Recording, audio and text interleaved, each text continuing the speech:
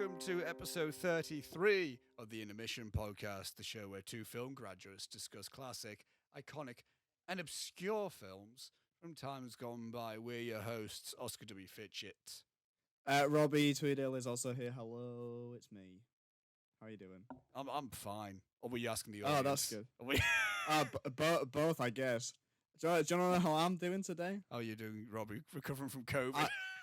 Recovering from COVID is awful. I had to pick up Julia this morning. She rang me at 7:45. Shout out to Julia. To be like, shout out to girlfriend of the podcast, Julia Colley. Girlfriend of the podcast. not your girlfriend. Girlfriend of the podcast. Girlfriend of the podcast, Julia Colley. She woke me up at 7:45 this morning because her mum tested positive for COVID. Get well soon, Mrs. Colley. And so I had to go and pick her up and take her to work. And then when I got back, pulled up outside my house. I thought you were going to say you were pulled over. I thought that was going to... I was pulled over. I pulled up outside my house, and this woman was walking her dog, right? And then I saw her. The dog, just wandered into my driveway, took a big old shit, walked out. The woman did not pick it up, just carried on walking. I just watched them do it and was like, what's this about? And then I went to the driveway, knowing full well it was there, stepped in it. So I've had a horrendous morning. But yeah, apart from that, I'm great. Yeah, it's good to see the outside world, isn't it? Yeah. That was the thing. Yeah, that was the thing because we in that podcast, it was literally the day after we recorded the Philadelphia story episode that you tested positive, and we are frozen on Skype. Let me wait to see if this. I've currently lost out. Connection to you, Oscar. I don't know where Jesus. you are. Possibly dead. Oh god. Oh, hang on. I can start hearing you now. Skype call's connecting. I'll wait. Oscar? And I'll edit this out.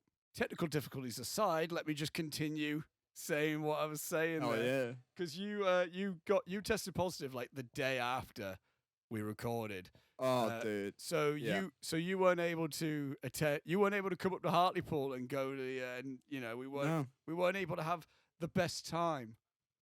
I was really excited about it. Yeah. Again, I'm not sure. Yeah. I'm not sure like how. I mean, we would have still found fun anyway, but obviously, certain national events prevented anything from happening in that day. Mostly, anyway, we're not going to get into it. But that was the world situation at that point anyway. But I am never in my life going to say this is going to be a real good week ever again in my life. No, Jesus Last Christ. Sunday, I was out with Julia. We went rock climbing. Yeah. And we went to a cafe afterwards. And I was like, this is going to be a real good week. Wednesday, it's your birthday. Thursday, I'm going to Hartlepool. I'm going to see Oscar, and I'm going to see boyfriend of the podcast, Leo Bradley. And we're going to go to Sunderland and go to that networking thing. And then Friday, we're going to go out for tea together and go to the cinema and see how they run. And it's going to be a great time. And then the weekend, it's D23, and there's going to be all this news. And then, fucking Wednesday, day of Julia's birthday, I'm thinking, Tuesday night, I was like, I'm feeling a bit sniffly. If this keeps up till tomorrow morning, I might be seeing Julia's granddad, so I should do a test. And I did one just in case. Otherwise, I would have never done one because it just felt like a cold. I want, feeling horrific. Did a test, positive, on Julia's birthday. Still to this day, have yet to celebrate Julia's birthday with us, with her. Boo and hiss at you, COVID-19. You bitch. You son of a bitch. It's still doing its thing, so yeah. It's still out there. It's rampant around here. I don't know what's going on. I'm hearing things as well around, who was it? There was someone else that I heard call it around here. Oh, Eli, Joe's housemate. Oh, really? Yeah. Oh, so, damn. Yeah. I'll get well soon, Eli, if you're not better already. Yeah, so, yeah, it was... Get well soon to you, sir. Everyone's... So that I've now... as soon as that started, I was like, maybe I should just be taking hand gel with me now, at least for the time being. So I'm still living my life, but I'm also hand gelling it up. I was at the wrestling last Saturday. Maybe my last time on the scaffolding. Nice. I might be... no, I will be, because Leo will be coming along to the next show. He said he'll be free, so Leo will be up at the scaffold, not operating the hard cam, and I'll be round the ring. So exciting stuff. If you're a wrestling fan and you're within the northeast area, check out North Wrestling. I would be saying this even if I wasn't working for them because I genuinely liked them before, and some solid stuff, solid wrestling. So get yourself there. Robbie had a good time the one time he went. I did have a good time. I'd like to go again, actually. Yeah. It was bizarre. It was one of the most bizarre experiences of my life. But I would love to go again. Yeah.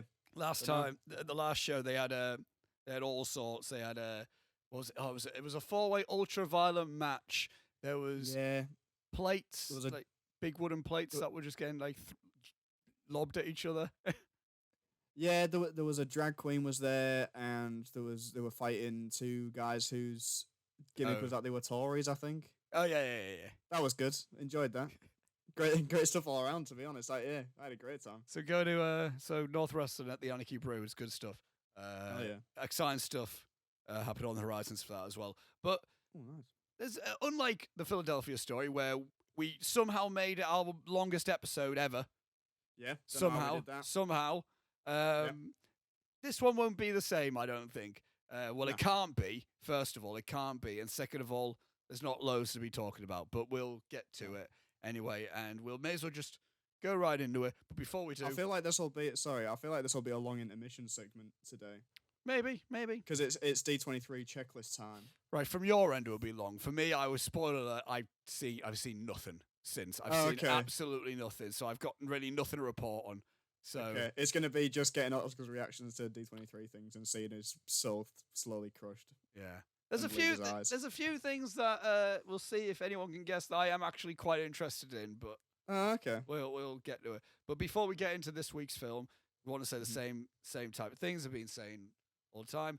There's time codes in the description, so you can see chapters. You can see how long the discussion is with any regard. If you specifically want to skip to a topic in hand, you can do that. If you only want to listen to us talking about the film, you can see how long that is that you can check out later. Also in the description, there's the links to Instagram and Letterboxd, not only for us individually, but also the Intermission's Instagram, where that's where you can find out the films that we'll be talking about in advance and where you can watch them, etc., as well as if you follow us too. You can see anything that's happening with us just generally. I mean, I'm posting lately. Again, Love Bethany is currently becoming in the thick of its festival run, so I'm posting a lot about that lately, so you can see things like that and all that jazz. And as well as, and of course, as always, there are mental health information and links and stuff in the description below. I'm not going to do as much of an impassioned thing that I did last week, but there you go. There's stuff there. Again, there's always a solution to your problems, and it's not the one that you may be thinking is not the best one. Is all I'm saying. The first option in your head, usually worst case scenario, should never be an option for you. Keep that in mind. Yeah. There's always people there for you, even if you don't have them right by your side instantly. Links in the description for that. And with that being said, Robbie, let's get into this week's film of discussion. Hell yeah. And this week, Robbie, the film we are discussing is the 1966 samurai action film, The Sword of Doom. The film is directed by Kihachi Okamoto, and it is written by Shinobu Hashimoto, literally the same screenwriter that is written all the samurai films we've talked about on this podcast. Nice. It's based on the novel by Kaizan Nakazato, and the film stars Tatsuya Nakadai, Michio Aratama, Yuzo Kayama, Yoko Naito, Ichiro Nakatani, and Toshiro Mifune. Some heavy hitters there in terms of Nakadai and Mifune in this film. And the plot synopsis of this film, according to IMDb, is through his unconscionable actions against others, a sociopath samurai builds a trial of vendettas that follow him closely. Accolades the film holds. It has an 80% on the tomato meter and an audience score of 91% on Rotten Tomatoes. It has a 7.9 out of 10 on IMDb, and it has a score of 4.1 out of 5 stars on Letterboxd. So, this film, Robbie, Sword of Doom, this is the second time I've seen this film. First time not being massively long ago, actually. And And my whole thing, my thoughts on this film is that I really enjoy this. Obviously, I don't think this is quite a. It doesn't follow. I need to always preface this because I just feel like there's obviously a bar set by certain samurai films, just generally, and obviously the first two we talked about are the two best ones, that being Seven Samurai and Harakiri. But I feel like this isn't, in my opinion, this isn't a film that is to that level of greatness and grandeur and just general.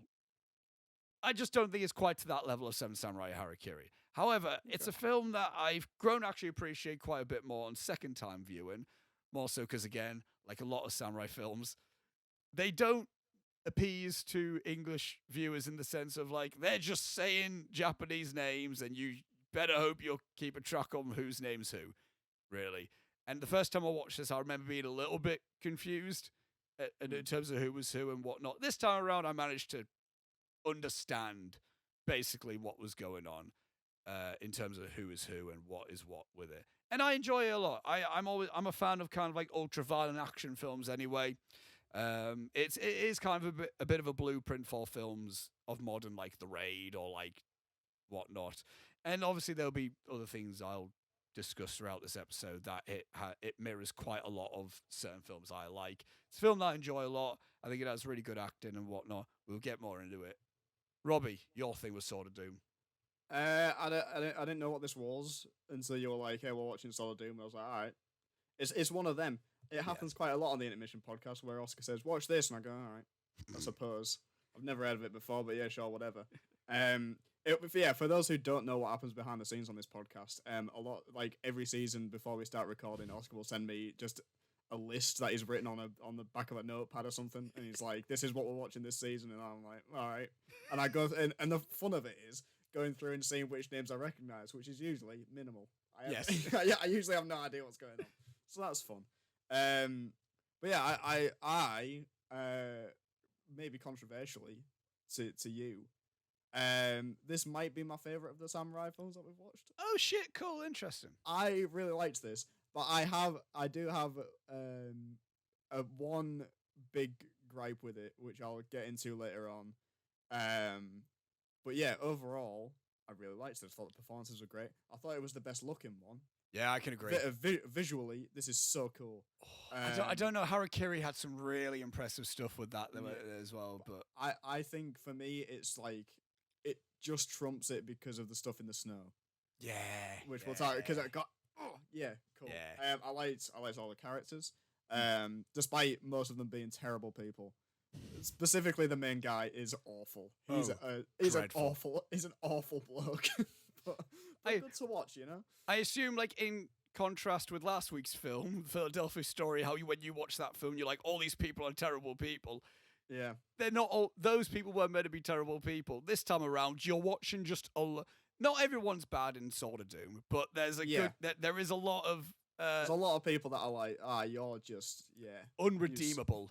Unredeemable. Yeah, the main guy in particular, which I think is very interesting. That it's like he's very much the guy that we're following, because he is definitely the main character of this. Oh yes, definitely. But, they make no attempts to be like, redeem him a bit or anything like that. He's just like, no, he's awful, and the whole thing is kind of about morality and like your past catching up with you and all these kind of things and how your decisions have consequences, etc. It's very good. Very much liked it. Right, Ryunosuke is the Tatsuya Nakadai's character in this, and also a little thing to preface as well is like this. Forget if people are new to Intermission or watching this or whatnot. This is also the samurai films we're talking on the Intermission podcast is literally Robbie's entire samurai film journey. I've never seen a samurai film before we started this. Before Seven Samurai, which was the first one we did, wasn't it? Yeah. Before that, I'd never seen a samurai film in my life. So when you're watching our samurai movie discussions, you're almost just watching Robbie discovering a new samurai film as we're going. Me, on the other hand, this is my type of shit. I love me some just generally Asian cinema generally, Japanese cinema generally, and also especially samurai cinema. I'm big on. I want to research more about samurai culture generally in terms of the actual historical implications of it. I just really find the samurai stories really cool and whatnot. But with that said, I think like that's also thinking about that. We're talking about I think there's certain sections of this film that would be better to separate and talk about, unlike unlike doing what we did last week where we just went through the film chronologically. Whereas like I think like if we look at like sections of this film, to me what really stood out is acting and characters. Like that's one section. I think action's also another section because there's quite a hefty amount of action in this. Yeah. And the actual just general filmmaking of it. Yeah. Really. Okay. I think we can go from like the filmmaking point of view because I think that's just that's the nerdiest bits of that you can talk about this film with. And and there's and that can lead us into the other sections of it. And the one thing that I really noticed was like I just just watching it, we're on about cinematography and the visuals of it, and I always get reminded whenever we're watching one of these films, and it really hit me watching Harakiri last time as well. It's like there's just nothing quite like a black and white samurai film. Yeah, I don't know what it is because they don't look like other black and white films. I can't describe why, but like the contrast, like the blacks are much blacker and the whites are much whiter for something. Like the contrast is mental.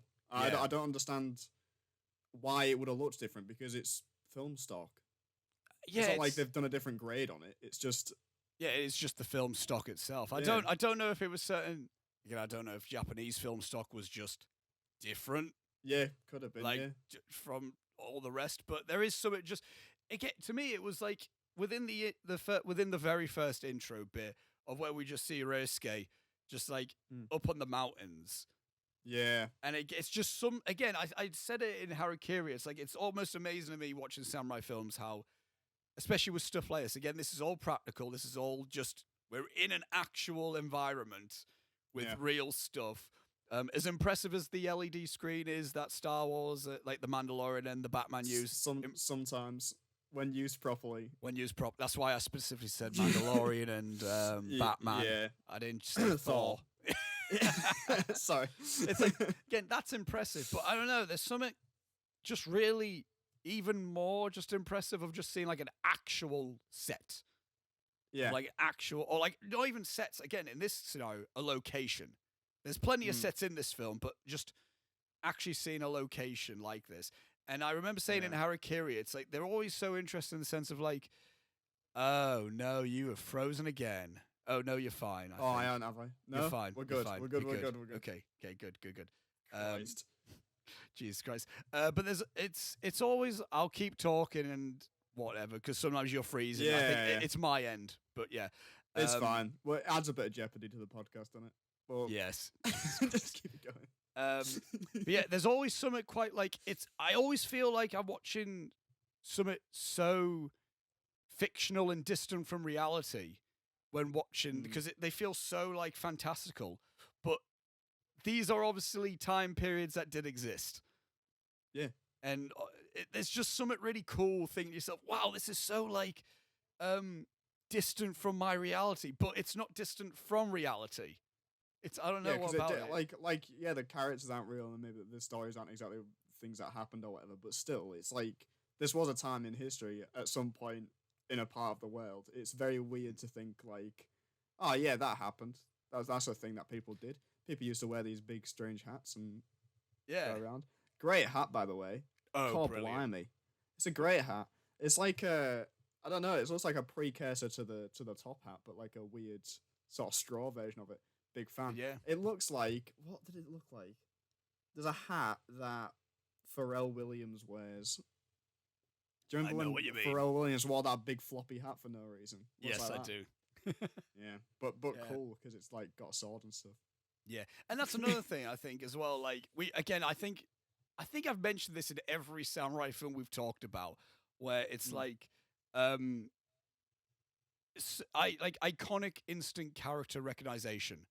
And that character introduction of just, again, the way this film is shot. I don't know. Like, I didn't quite appreciate it when I first watched this. I think I watched this for the first time before I started uni. I think. Oh, okay. That feels about right. Or it might have been within the first lockdown. So before I did second year, mate, at most. And I only realized to me like how much I really had like properly like dive my head into studying filmmaking in those last 2 years of university. Because when I'm watching this film, that is when I'm noticing like so like gorgeous framing. Like the blocking in this film is just outstanding. Yeah. And again, the character introduction of Ryusuke, he's not the first person we see, but it's like it's the granddad. And then who's like wanted to die basically, and then bless him. And then he just moves he's a close up on him, and then he just moves away from the frame, and then just again, it's such an iconic like silhouette almost of just Ryusuke. Yeah. Just, well, I thought he's immediately an intimidating figure in the sense of like he's in a black long cloak. He's so like straight and stagnant and upright, and you can't see his face. His face is obscured. Well, like when I first saw him, I was like, maybe this is like a mystical fantasy tale. Maybe that's Buddha. I was like, maybe Buddha's because he's like, please kill me or whatever, Buddha, please. Even though Buddha's like, it's not about that, is he? He's like, no, he's not. That. He's like, you need about like find enlightenment, just sit under a tree for a bit. He's like, he's on about sitting under trees and stuff. He's not gonna kill you. But then I was like, oh shit, maybe Buddha's here and he's a terrible bloke. That would be interesting. That would be an interesting take. Yeah. But then his granddaughter comes up and she's pretty upset with herself. Yeah. Which I didn't realize was thingy later on. No, I didn't realize it was the same person till ages down the line, and I was like, oh, that's cool. It's again Shinobu Hashimoto. What a screenwriter this man is. Yeah, is all I'm great. saying. Like, nothing is. Well, I was gonna say nothing's wasted, but I'll get onto my thing that I'm angry about later. Okay. Okay. Another thing with the filmmaking I want to say that I thought was just generally incredible was the editing. Yeah. Yes. Because there's a J cut in this. Boy, there is. Ellie Dawes. Yeah. I was like, what? I didn't know that J cuts even existed back then. I didn't even know that was a thing. It's when she's crying, isn't it? And then it just cuts to. There's the match cuts as well in this. Yeah. It's very good. But it's also subtle match cuts. It's not like the classic like throwing from 2001 where the bone's thrown up and then it matches. It's not like that as such. But it's things like, I think there was a bit where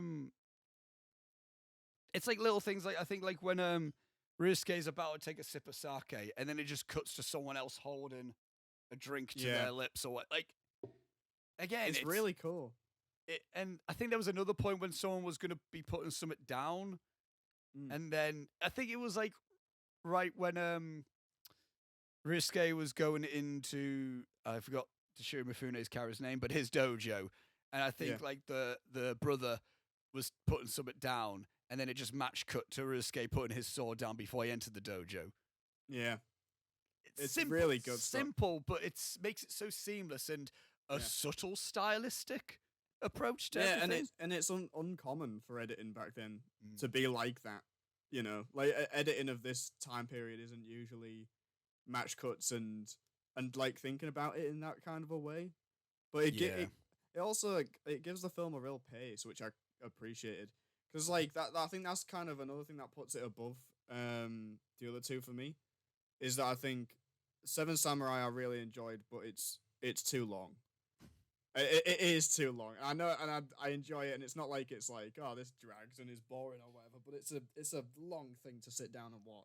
It's not gonna be if you want to just casually watch a samurai film. Seven Samurai isn't the casual watch. No, it's not the one for you. I get Harakiri I enjoyed, but again I think it has a few pacing issues. But this Harakiri one, like, moved at a clip. Yeah, I was gonna say, but also Harakiri is that's a heavy film, man. Yeah, exactly. That's a heavy film. There's a lot going on in that one. Whereas this, I feel like everyone, I knew all the characters. It picked which characters it was going to explore, and it just was like, this is focusing on those guys, and we're not going to bring in random people that don't really matter. And if we do, then they're not giving enough lines or anything for you to care, I guess. Yeah. Like the guys that he ends up working with when it does the Yeah. when it does the time jump. It's like, well, we don't need to know those guys. They're not really integral to this story. No. Which I appreciate. It's very good at kind of trimming the fat and focusing on what it needs to. It is good. Again, if we're on about, we can move into Kara talking now with it, really. We can talk about the filmmaking as we go along with specific things, realistically. But, overall, it's a fucking well-made film, it's man. A beautiful film.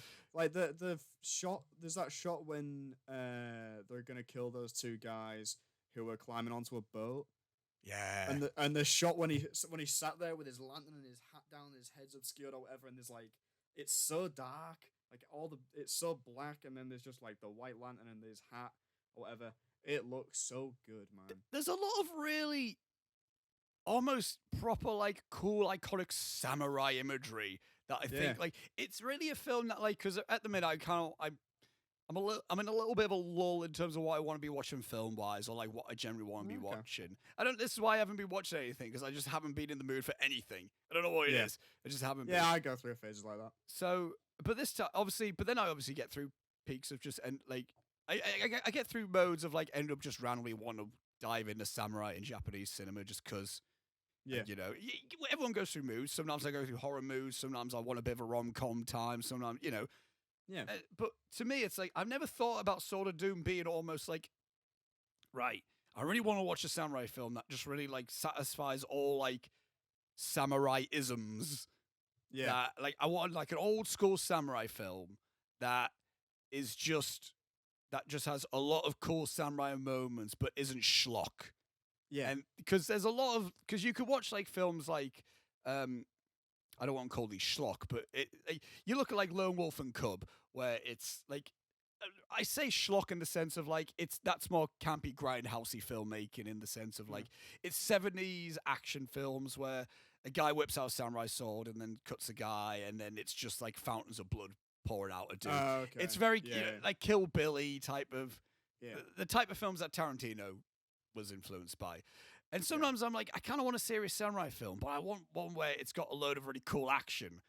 And there's plenty in this. Again, I think we can talk about the action in it, because there's that one forest ambush that happens right before the first time jump after the match, which I didn't realize until today. I was like, oh, that's I could see, I wouldn't be surprised if Park Chan-wook saw that and was like, oh, I'll do that in Old Boy. That's exactly what I thought when I saw it. I was like, they're doing an Old Boy shot, but like way before Old Boy. Yeah, and it's so cool as well. He's just walking down. He's like, he's not even thinking about it. He's just like, he's just slicing people. So cool, man. It's like, I don't know. Like, it's, again, the action is like, I feel like the action is really like satisfies that samurai fight itch. Almost. Yeah. And again, as you said, there's that one moment where they jump the boat, and it's just the shot from him in behind, and he just kind of goes, and then a guy just, and then just it's like, it's so cool. And just before that, the like fencing fight that he has with the guy that kind of kicks the whole thing off. The fact that he like lunges in, he just dodges out the way. You don't even see anything happen. You just see the guy on the floor, and he's like, oh, by the way, I don't know if you're too old to see or whatever, but I won because I parried him and smacked him on the head. And he's like, look for yourself. And then we just cut to him, and he's got all blood in his head and everything. I'm like, damn, I didn't even see that. It's a pretty gory film, man. Yeah, I mean, a lot of it is like, a lot of it's quite clean, and you don't see a lot of blood and stuff. But then, like, randomly in the final fight, someone's hand will get cut off. Cool, man. I don't know. Good on you. A jugular gets sliced. Yeah, it's just it's it's good. The fight, and what about the fights there, really, with it, and that beginning fight again. The thing that I want to compare it to this as well, right? Obviously, this is a samurai film. Yeah, it's a Japanese film with samurai in it. But what I think this film can actually be looked at as well. It's very it's a martial arts film. You could look at it as a martial arts film. I'm not saying kung fu film. I'm saying martial art, because the whole like cause of the film, like the whole like how the film basically is and why everything is happening is based around like not the samurai code of honor, not we need to go to war, not we need to fight off these bandits, not, oh, this guy's committing harakiri or whatever. It's there's a hierarchy being shaken up within a dojo. Yeah. And the specific type of sword fencing, the techniques of that. That's, again, you could switch that out with just either kung fu and karate or whatever and put Bruce Lee in there. And it's a Bruce Lee film, realistically. This film can be suited as like just a martial arts film with the story that it's telling, really. They're treating the sword play like it is a martial art, which it is. Yeah, I mean, because you could very easily see Bruce Lee being a part of a dojo, and then it's like, oh, throw this fight at the beginning. He's like, no, and then he accidentally kills a dude, and then he just kind of goes about his life, and then people are slowly chasing him down or whatever. Yeah. And he's the best at punching or something, which he is usually anyway. So it fits. Yeah, I could see that. But they really play again. The Sword of Doom really is, and also the Sword of Doom just sounds like a cool like kung fu title as well, doesn't it? Yeah. The Sword of Doom type of thing. Yeah. There's a lot of really interesting elements with the fights in it as well. And the one thing that I loved as well, again, this is the first time we're talking about a film with Tetsuya Nakadai and Toshiro Mifune. Yeah. They don't have a fight, which is a little bit disappointing. He watches him have a fight. That's a good scene. Like that bit. Really good. There's a really cool contrast with that. I don't know if we're jumping all over the place, but I'll just say it. We could be a bit more focused. I'll ask you stuff, and then you could say because I don't have any notes. I'm just kind of like, no, I don't have any notes. I'm a little bit scattered in terms of how I want to talk about this film, if I'm being honest. Oh, but what I really like about it, because obviously we're seeing Ryusuke, his general fighting stance is, I love it, people's reaction as well. He just lowers his sword and then he just looks away. Like he doesn't even like look. He's just kind of like there, and then it's almost like an instinct. Whenever he gets like jumped, he just flicks it back up. Like he's very much so taking an approach of like just nonchalant. Like I don't care, whatever. I've just ended your life. So what? Yeah. Like and what? Like there's no like honor in anything. I think that's as well because it's not like right now I will fight you and now we're going to have a duel with it. He's like whatever. Yeah. Like he's almost taking like the actual act of sword fighting as like a so what? Yeah. Which kind of I think makes him I don't know, it makes me like him less. Yeah, no, that's what I mean. Even less than I already do. Because that guy's like everyone's trying to be like, no, the honourable thing is you name yourself and we'll name a time and a place and we'll have a duel or whatever. And he's like, nah, I don't know. I'll probably just kill you now. That's what I mean. I think it also helps the fact that we've kind of like watched a good selection. We've watched 3 samurai films before this film. So we've almost been kind of accustomed to like almost condition ourselves as like, right, there's rules. There's rules as a samurai. Exactly, You don't, and then there's this guy who's he's the antagonist, but he's our protagonist. And we're following him. We're following him, and we're just watching him just being the worst dude. Yeah. And he's just like, and what? But I also really like the fact of like, because we're seeing which is also really cool and interesting, the fact that we're having a samurai film that's following just a despicable person, which is completely not what we're used to in these types of films. But what I find interesting as well, like we see him like that, and it's like, oh, what he's doing is really impressive, and really like he's really good at sword fighting. Like he's and even like Mifune says to the guy's brother who he killed and who Ryusuke killed, is like, you're good, but you know when it's his dad, it's Ryusuke's dad. Even I love even how he's like, he needs to die. Yeah, he's kill him. Please kill this guy. He sucks. He's awful. Imagine your dad on his deathbed being like, just kill my son. He's the worst, man. This guy. This guy fucking sucks. And he's saying to him, it's like, you're really good, but you still can't beat him. So we've established this, but it's also really cool when we get to Mifune, the only time he's drawn a sword in this film. Yeah. And he is very traditional. Again, his stance is like honorable samurai. And even it's still, and I love that in the sense of like, but he's just as untouchable as Ryusuke. Yes. Like he is like, see, it's like you could, he's aging and he's doing things the traditional way, and he's still wiping so many people out. Yeah. It almost does build up to like again, I got a little bit of trivia about this, but it builds up to it almost feels like we're building up to a massive versus. Yes. Which I hope your bit of trivia is it kind of answers my questions in terms of my thing that I'm going to complain about. Okay. Do you want to take over in terms of things you want to talk about, and then we can? Yeah. I mean, I was going to say in regards to the character, like you kind of get a sense for how terrible of a bloke he is, literally in the opening scene, because he's like that guy's like, throw the fight, man. You know, throw the fight for the sake of this guy. Yeah. And then his wife comes along. She's like, hey, throw the fight because my brother. But it's like she's terrible. It's obviously her husband. He's like, you know, she's like, my husband can't beat you. Please throw the fight because you're gonna kill him or whatever. And he goes, yeah, I'll throw the fight, but if I can, like, you know, take your virginity or whatever. Yeah. And I'm like, what? Excuse me? Jesus. And then he does. He rapes her. And Really well edited scene, I will say as well. Very well edited scene. The use of those like weird hammer pump things. Good stuff. Well done, everyone. Yeah. That's good. Not showing things but implying things. With a bit of her clothing that got ripped off, draped over it. Oh yeah. It's good stuff. A nice symbolic shot that didn't need any actors in it. Yeah, you can't argue with that. It's good stuff. So he's like, and he does. He rapes her and then kills her husband anyway. Because he's the worst guy.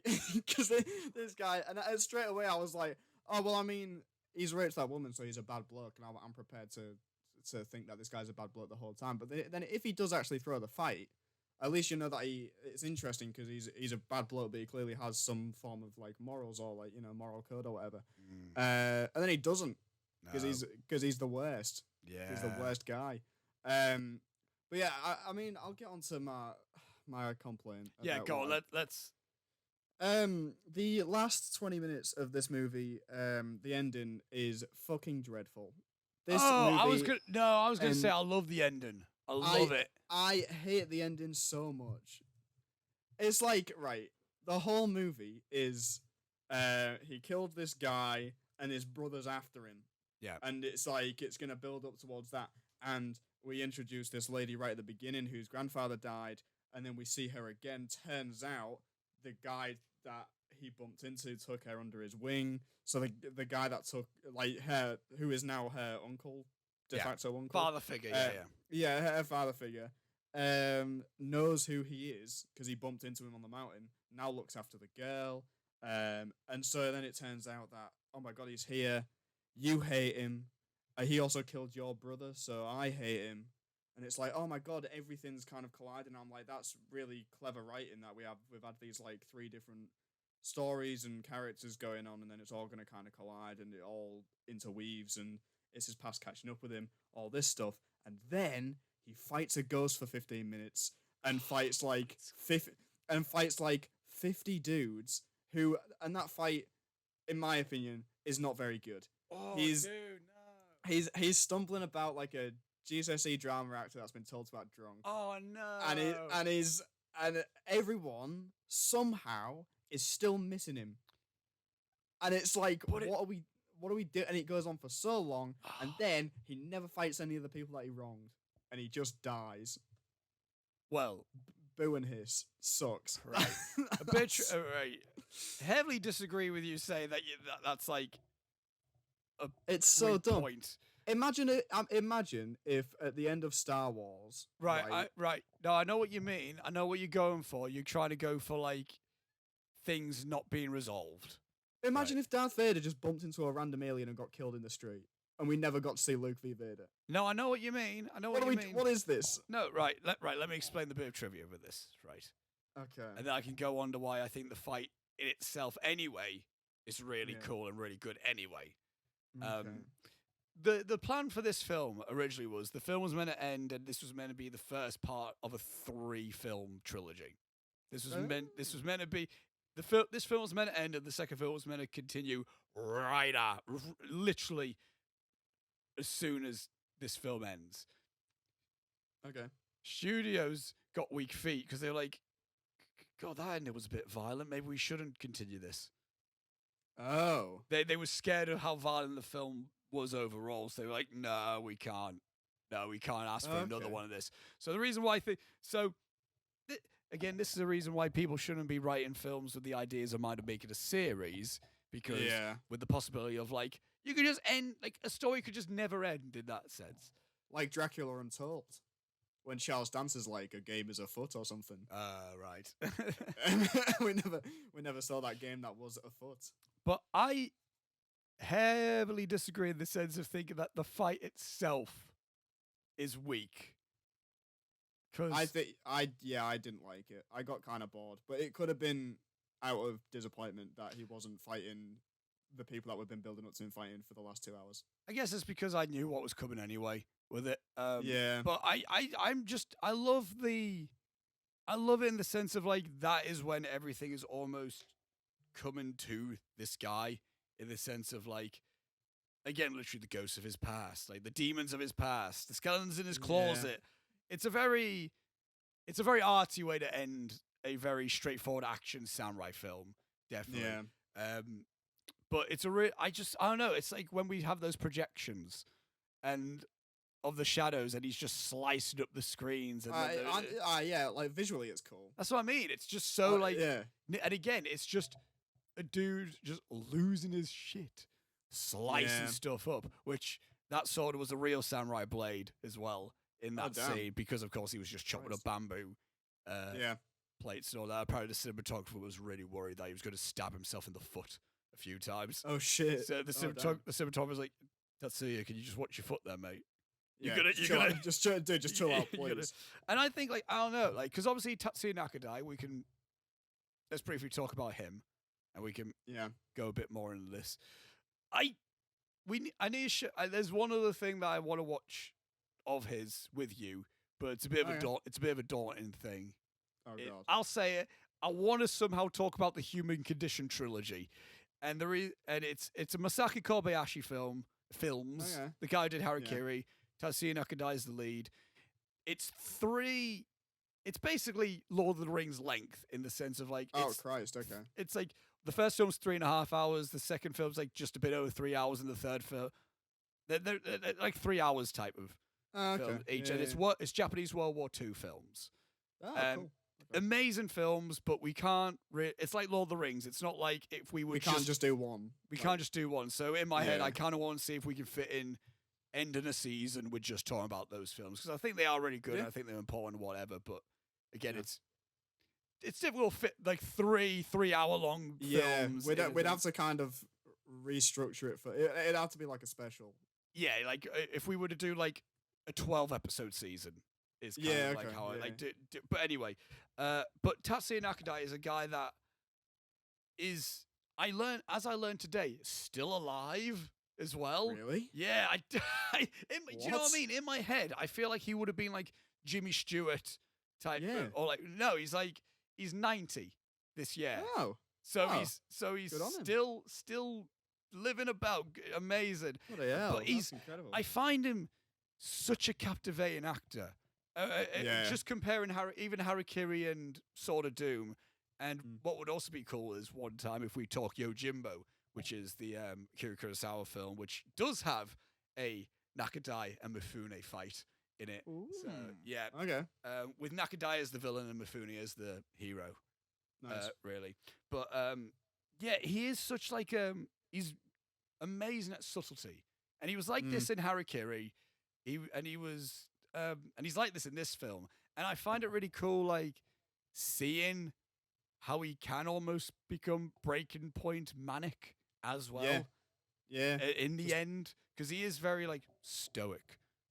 Yeah, and just he doesn't talk a lot, which I like. And he had cool ass voice as well for just being like very cool, just like the deepest you could go with it in terms of that. What I find interesting as well, because his acting style was. He wasn't a method actor, but obviously he said like when growing up, obviously when he was born in 1932, so when he would have been starting to train as like an actor, this would have been post World War II really, and so in doing so, more so American films got brought over, so he watched a load of American films when training. So he was apparently heavily influenced by Marlon Brando as an actor, which is, and again, obviously Marlon Brando was a method actor. And Nakadai wasn't a guy who took on learning method, but he just saw what Brando did and just tried to do a lot of what Brando did. I think what he said a lot of American performances always seem to have a lot of hurt and tragic in them. Yeah. Even if they were the macho of roles, they always seem to have some sort of like pain in their performance. And you could definitely see. I was going to say that definitely comes through in this. Even as like a stoic, untouchable man, there's something about Ryusuke where it's like he's so sad. The character in this definitely feels like he feels so sad all the time. I think even like something's happened to that guy. I think even wasn't like during the beginning as well, where his dad was like, you didn't have to be vicious. Yeah. You're really skilled and not. I think that's why he says you could throw the fight. As you're a skilled swordsman, you could adapt to any style.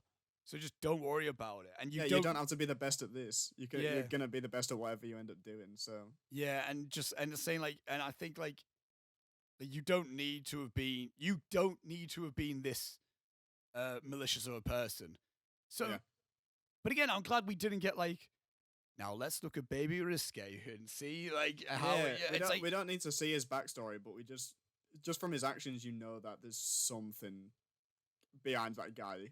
Like I don't know what it is, but there's something in him that can't just let it be what it is. You know. I don't know if it's worth even like thinking about the theory of maybe he has something in him where he feels like his superiors are always like he's never been able to get to the level as his superior. And I think and the reason why I think that is because obviously he's quite vindictive towards his dad.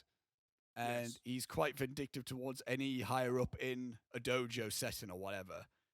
But especially during Mifune's fight, he doesn't get involved. And I think that's a moment where I don't know if there's something there to maybe look at where he sees someone like that and he's like, crap.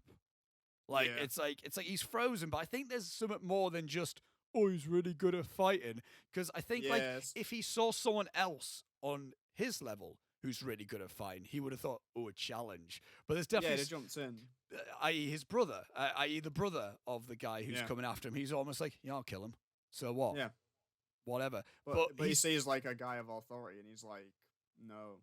There's a bit of like, I don't know, fear. I don't know. It's subtle. It's very subtle. You're not seeing Nakadai shake, but Ryusuke's character at that point is very, I don't know, he seems like he's changed his direction a little bit in the sense of like he's not all gun-ho after that fight.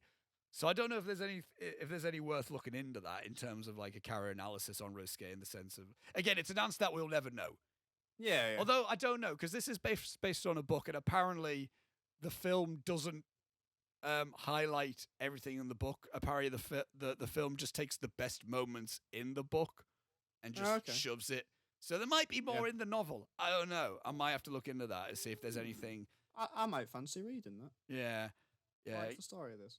Yeah, it's again, I don't know what it is. It's something to do with these samurai films where like there's always an interesting story to it, to where it gets me interested about more than just samurai fights. Yeah. Like, I don't know what it is. It's like with for Harakiri. Me in this one, sorry, God. For me in this one, I was gonna say it was the characters. For me, that brought me in a bit more. Everyone was very interesting, and they're not the best people. Like the lady that ends up being with him that was originally the guy that he killed's wife. Ohama is a character. Yeah, Ohama. She's very interesting. Yeah, I don't like. Again, it's just a very sad character. I think that's the thing in this movie generally is that a lot of the characters they're real sad all the time. But like, she's very interesting as to why she would stay with him.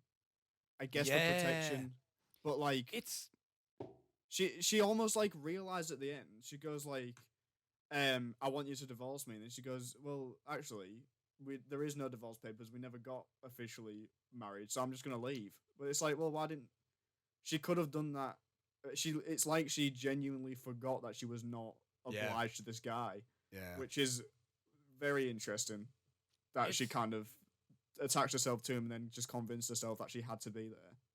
Yeah, the performance is very interesting. The performance and the character is very interesting. The actress, Michio Aratama, want to actually say her name there, is very interesting because that's a character that could have very easily have been, both in the writing and the acting, it could have very well have easily been like the shrieking woman who's just kind of pointless and useless. Yeah, she's just there to give him a hard time. Yeah, and all she does is complain and whatever, and it's like, whatever. And she, from the get-go, she's like, she's trying to do the best for her husband. Yeah. But then it's like a thing where, again, he dies, and she's like, I've already been divorced. He divorced me anyway. I've been dishonorable in that sense of things, which again in this time period, Jesus Christ, like unfaithful, unloyal, and all that and whatnot. And as a divorced woman, oh my goodness. So again, she's like, well, the only thing that can like really save me is if I just be with the guy that got in this situation. So then you look at like this scenario where we cut to 2 years later of like, you've got this awful man, who's just again the worst person. Yeah, it's a terrible bloke. It's again, I would say it's a bit of a prototype for a bit of a Patrick Bateman-esque type of role in the sense of like just nothing redeemable, but fascinating to look at. Yeah, really. And then you've got her, and you've just got this mismatched couple in the sense like he doesn't. I never got the impression at all that he is with her out of kindness or love, or actually being infatuated with her. He's like, oh, this will be fun. Yeah, well, I don't even know if it's that. I don't think he had any say in it. I think she just kind of, in my head, it's just like she attached herself to him, and then he's just there, and I don't think he has any feelings towards anything. Like he has a kid. Yeah. Which is bizarre. Yeah. Because he never looks at it or talks to it or holds it. There's one moment where he stops her from. Yeah, she's gonna kill the baby, isn't she? But that feels more like, what are you doing with my sword? Get out! What are you doing?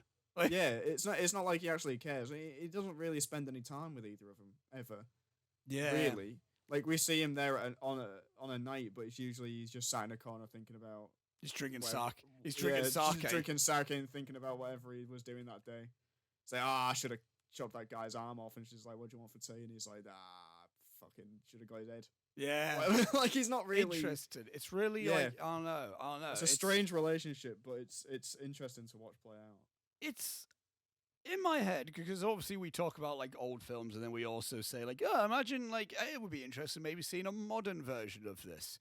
Yeah, I wouldn't hate seeing almost like a modern Korean adaptation of this. Yeah.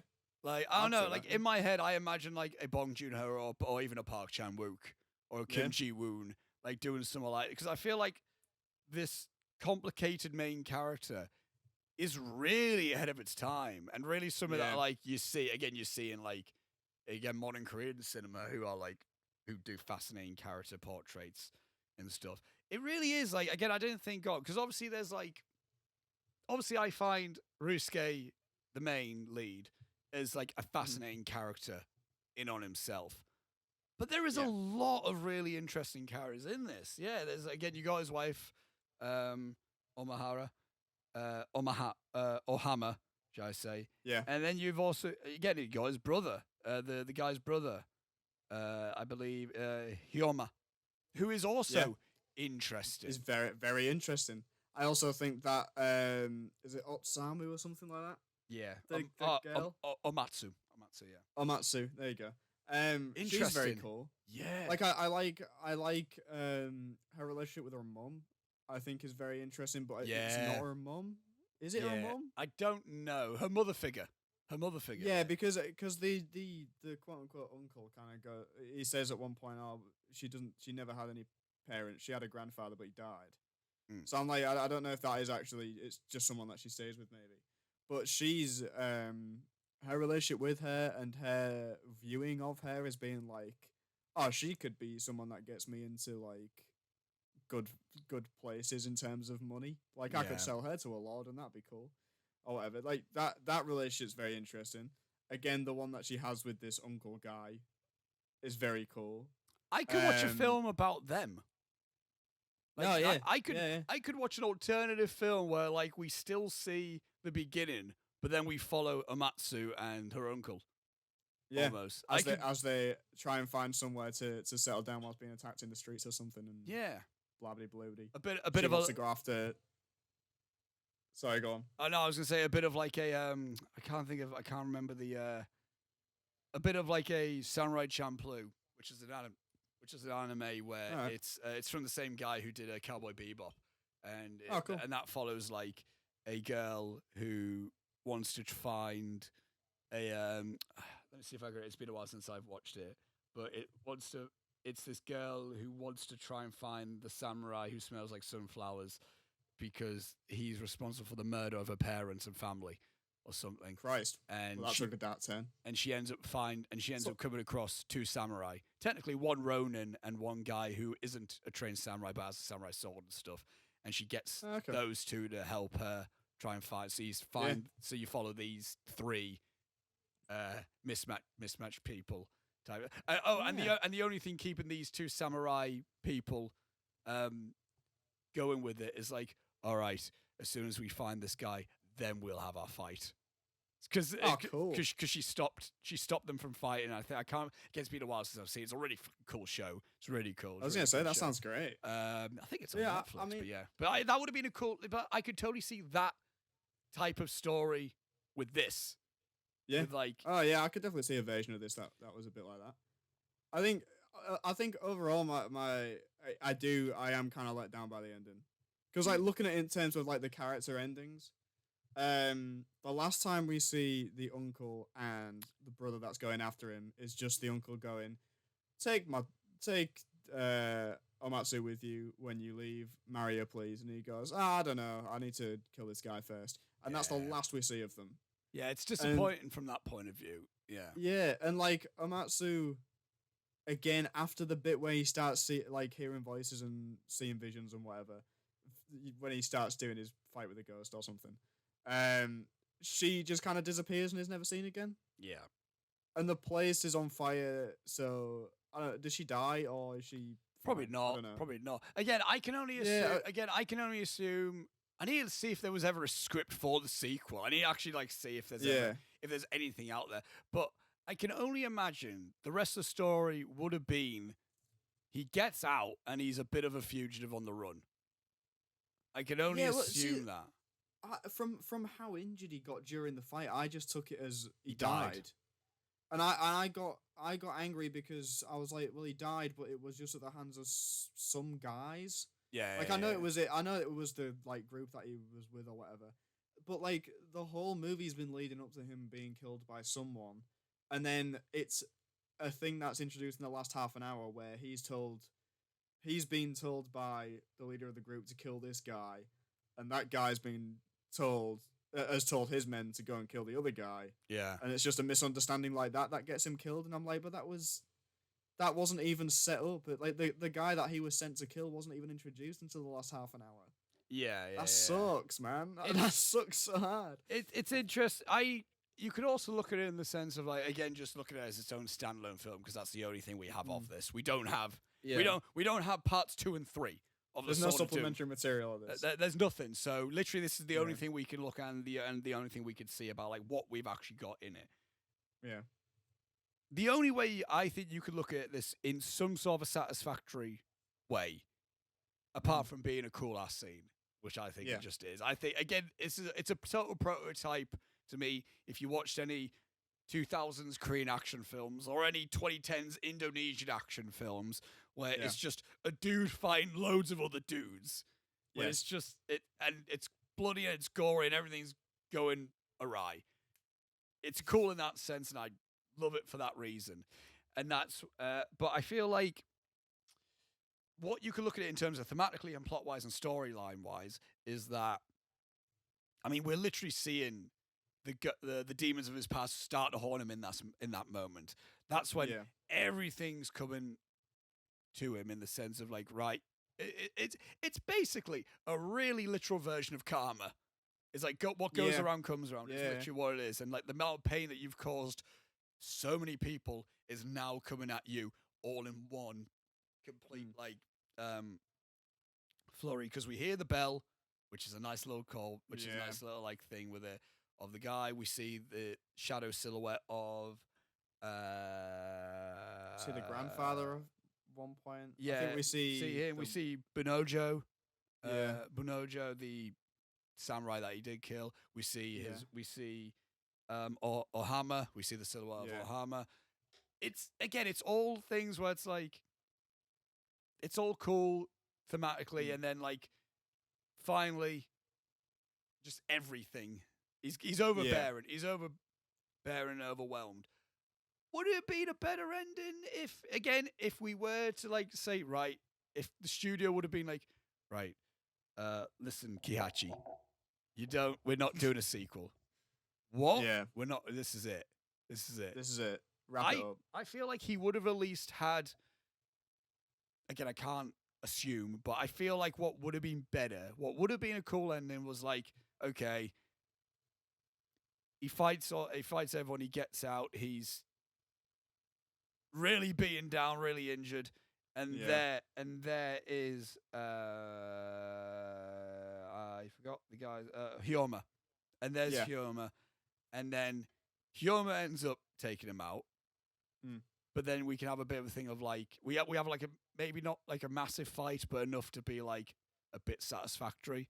Where it's like Hyoma, yes, he did kill Ryusuke, but not at his best level almost. And there's a bit of like a but he wasn't like and because you could have put the thing of like when he's doing he's practicing, he's training with that lunge and that technique. Yeah.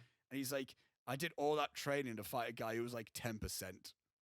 Yeah, well, the thing is with that move that he was practicing, I was like, oh, this is going to be cool because it's going to be like a one shot. They'll fight at the end, he'll kill him, but like that's said at the beginning to be like an illegal move, isn't it? Yes, yeah. So it's like he did it, but like he's not in an honourable way, sort of thing. But I don't know, in that sense it could be kind of like the cycle of being dishonourable kind of continues in that sense or something like that, but I don't know. It's very, I don't know. There's so many other ways that it could have ended that would have been better. But now that I know it was because they were going to do a sequel. Yeah. Hate when movies do that.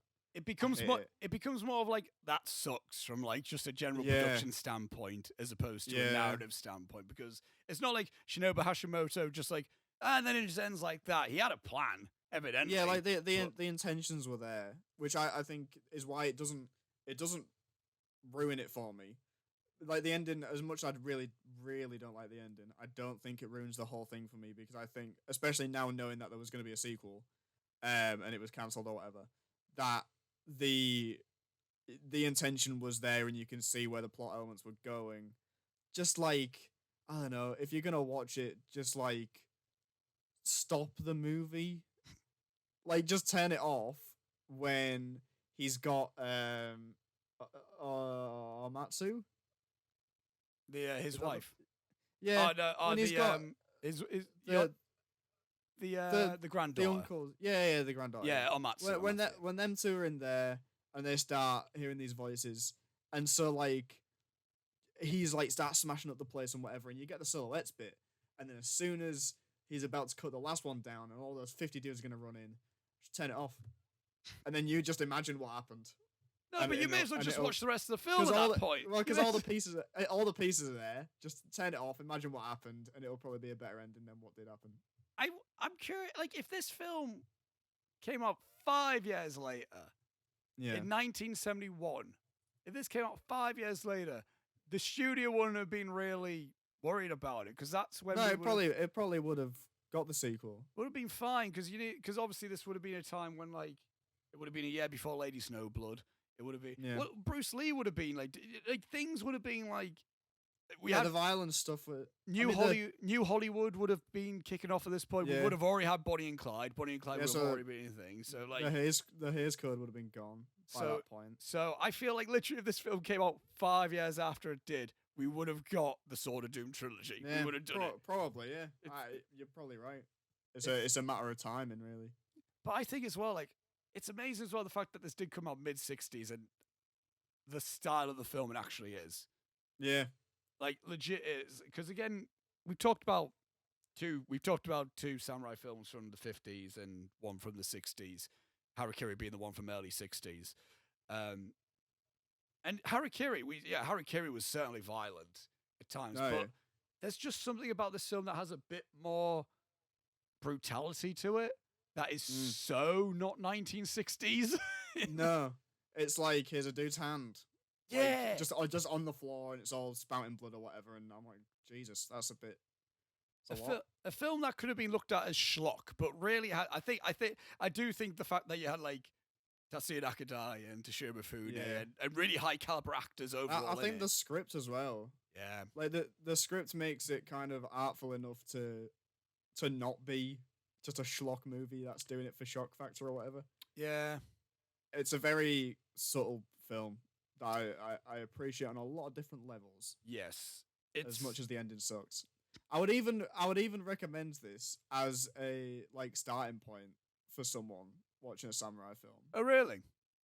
Yeah, because I think it's cool, it's paced well, and it's not too long. That it kind of gives you a general feel of like, this is how cool samurais can be. I guess so. I guess part of me would kind of refrain from recommending it as the first one, as like more so from the pure point of view of like, it's cooler to already have seen a Tatsuya Nakadai or a Toshiro Mifune film before this. Yeah. To almost feel like, because I don't know, to me it's like when you see Toshiro Mifune, like when he's about to start slicing people up, you're like, because it's a good while into the film as well. So it's almost like, it's about to happen. But again, I guess you could still, that's from a pure like, that again, you don't need to have any prior knowledge or attachment before this film. But I would say it's just cooler. No. It's just cooler to think that. I feel as well, maybe like, I think the lead is probably more effective when you've seen more samurais and how they're supposed to act. Yeah, like I suppose him being as awful as he is, kind of it ramps up more it hits home more if you're aware of how samurais are supposed to be. Yeah, I'm not sure if we've talked about like an ideal first step into samurai films yet on this podcast. I don't know. No.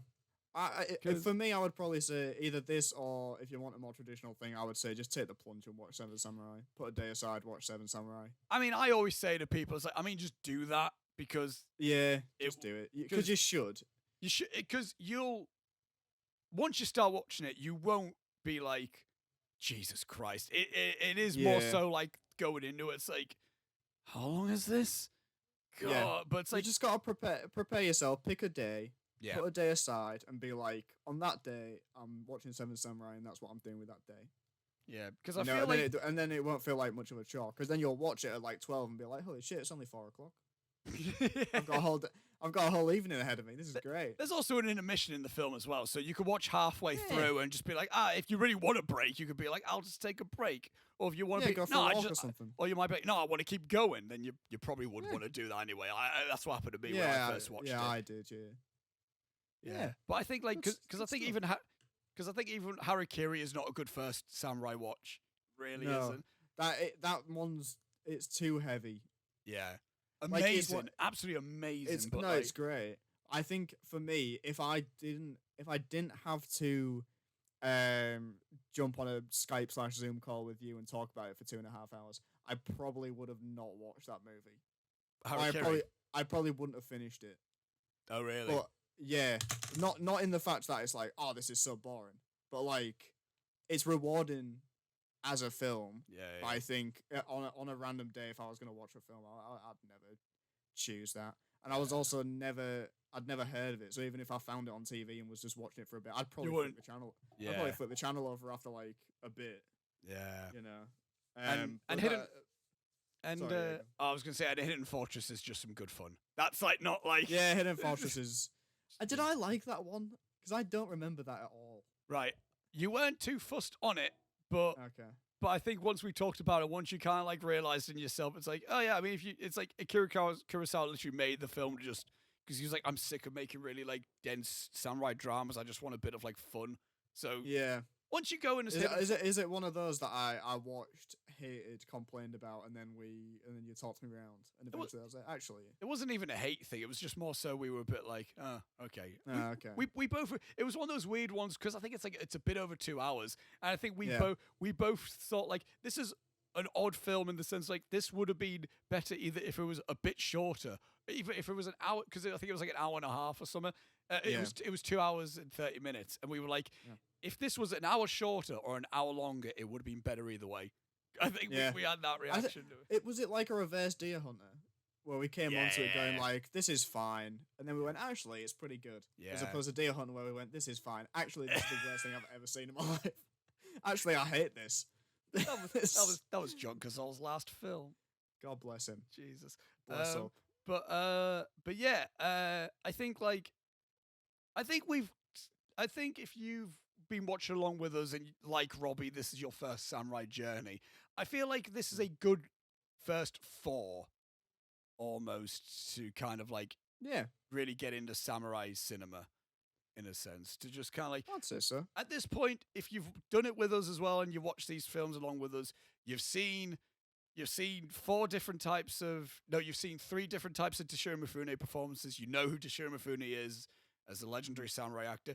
You know quite a bit about Tatsuya Nakadai now. You've seen 3 different directors' works now, and you've seen more of like the very fun Kurosawa type of samurai films. You've seen the heavy drama Kobayashi film with Harakiri, and now you've seen the really ultra-violent samurai film by a director who Okamoto, who I don't know a lot about, if I'm being perfectly honest. I don't know a lot of his films. Sorry, everyone. I only know this film, but really good time. And also, spoiler alert, this isn't going to be the only samurai film in this season. Get excited. Oh, is it not? No. Oh, that's exciting. So yeah, we got another samurai film, and that would be another different one as well. So cool. Okay. I'll say it's the finale. It's the season finale, so get excited for it. Do you know what's really bad about that? Is that I was literally looking through what the list of movies were for this season this morning. I didn't even... Oh, some of them... Oh, I need you to send me your email so I could get you in, so you could access the calendar for Intermission, because I've changed... Because I've changed 2 films. So they've changed since that. But I was gonna just say it then, but probably shouldn't do that. No, don't do it. I'll tell you. I'll tell you after we recorded. Just what they are. I was just about to dox yourself. With that being said, I feel like we've talked enough about Sword of Doom. Realistically, it's good. Really good. I think I've liked it more talking about it with you. In all honesty, do you know what I've enjoyed about this episode? This feels like classic Intermission. It does, yeah. This feels like a classic Intermission adventure, and we're going out and we're just talking about a nice movie that we both liked. Yeah, you know? yeah. Again, what can be better? And I don't know what. Again, to me, it always seems to be these samurai films. There's always something about these films that gets us. These films always gets me giddy. I don't know what it is. I'm always giddy talking about a samurai film. I think. Do you know what I think it is as well? Because obviously we're 2 Star Wars fans generally. And there's something inherently Star Warsy with samurai films in terms of the excitement to talk about the world and the lore and characters. But they're not surrounded by toxic anything. No, exactly. And this one felt very Star Warsy. Yeah, I think it is because of like the amount of different characters and the amount of different like honor codes and stuff, and it's really turn into the dark side or whatever. This is really do you know what, if someone could do this, if this ever was like a thing, like if anyone wanted to do like a Disney Plus special or whatever, this would be a really good like blueprint for like a Sith film. Oh hell yeah. Like if you just wanted to focus on a Sith. Well, there's that. character. There's a show coming up. This wasn't in the D23 thing, so this isn't a spoiler for the intermission. But there's a show coming up called Star Wars: The Acolyte, which is about the birth of the Sith and people, a girl turning to the dark side or whatever. Ah. It's all about that, and she gets trained by a Sith who's played by the guy from Squid Game. Is Like that? I heard he's a lead in a Star Wars thing. I don't know Yeah, so what he's Cool. being like the Sith master to this girl or whatever. That's cool. So take inspiration from this. It's real good. Yeah, it's a really good blueprint. Would recommend Sword of Doom, and and I feel like we can move on to the intermission section now. Hell yeah, with intermission it. time, baby. And before you get on and talk about D23, Robbie, Yes, very excited. I want to remind you Mm. that you wanted me to tell you that you've apparently got some Superman 3 trivia to tell on this episode. Oh yeah, this is bizarre. So this is kind of like 2 episodes too late Right. in regards to when I should have given this So trivia. you should have told us this on like Kramer versus Kramer. Yeah, because right. So did you know Oscar Fitchett, Richard Lester's Superman 3, the one that's barely got Superman in it, is basically just a Richard Pryor film. Yeah. He does a bit of skiing down a skyscraper or whatever. I know about this, yes. Yeah, sucks. Superman fights a big computer at the end. But there's a bit in that film where Superman... I can't remember what happens. Through some nonsense of the 70s Superman films, Christopher Reeve's Superman ends up fighting an evil version of himself. Yeah. Which has got like 5 o'clock shadow or whatever. And they're having a scrap. One of them ends up in a like car compactor or something. They're fighting a scrapyard. It doesn't matter. This is entirely against the point. That film was originally going to be called Superman versus Superman, but was sued by the production team of Kramer versus Kramer, which is why it's called Superman 3. Wait, hang on. Yeah. You're It's a bit telling of me fun the for you. production crew of Kramer versus Kramer was like, we've got a thing with a versus in it. So Yeah, you can't. we own the idea of blank versus the same blank. That's so so you can't- funny. Yeah, so yeah, it was going to be called Superman versus Superman, but Kramer versus Kramer was like, no. Imagine. Also, Do you know what that would be the equivalent of? That would be genuinely the equivalent of if FX went to Warner Brothers and was like, yeah, we've got the people v. OJ Simpson, so you can't do Batman v Superman. yeah, sorry. Yeah. Or if like Noah Baumbach was like, sorry Pixar, can't do Toy Story anymore. I'm We've doing got Marriage Story. Story. It's so complete opposite ends of the spectrum of this stupid campy Richard Pryor Superman film where he fights a computer at the end. Yeah. And drama about Meryl Streep and Dustin Hoffman getting a divorce or something. Jesus like- Christ, that's funny. Yeah. Isn't that good? Yeah, no, I that's just good bit of trivia. I just found it the other day. So so there's that. Sorry that it's very late in the trivia section. It's fine. But yeah. Do you have any more to intermission, or should I go on to D23? Right, yeah. I want to there's a few things. I'm gonna get my Is it- notes up in preparation. Sorry. Is it a few things? Oh no. I want to say oh no, it doesn't matter at all or anything. I was gonna say I'm gonna be away this weekend, but that doesn't matter because I'll be away when this episode's up. I'll be visiting family. Dear God, what the hell am I supposed to do? As opposed to other times. I don't know. What am I gonna do? Message Reese? God. You can message me when I'm away anyway. I'm not leaving my technology. I'm not going into the woods. I'm not going on a retreat. Yeah, I guess. I mean, I'm very It's close. just gonna Oh, disappear. No, I need to do that some point in my life. I genuinely need to just Just disappear into the woods for a week. Yeah. No, I really need it. Yeah. Like that's the thing I want to do. But I mean, like, I kind of want to do that. Like, I want to go to like specifically, like a European forest. I want to go to like Norway. Oh, hell yeah. I want to go to Norway or somewhere. Or like, where's like, has Norway got good I'd forests? like to do I it can't in remember. like. Do like they could go to like the redwood forests in Canada where they've got like just terrifyingly large trees. Yeah, that'll be amazing. I want to do that. That'd be cool. I want to do that. So one day, Yeah. I'll let you know when that's happening, everyone. So you Yeah. can't contact We'll just me. disappear into the woods. No, but I need it. Yeah. Sorry, everyone. I need it, yeah. But yeah. Oh, and I want to brief chat about this because I know how much you could probably go on about this. Go on. Nope. Oh yeah, the Nope. movie. Nope. We've The both movie- seen it now. Yeah, we have. And I want to say that I really like the film. Really good.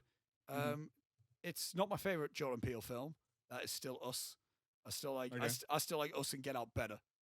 So in all honesty, Okay. I feel like, but although Nope is his best looking film, I will say that. Don't worry about spoilers for Nope. I don't want to get massively into stuff. We'll warn you if we are talking spoilers.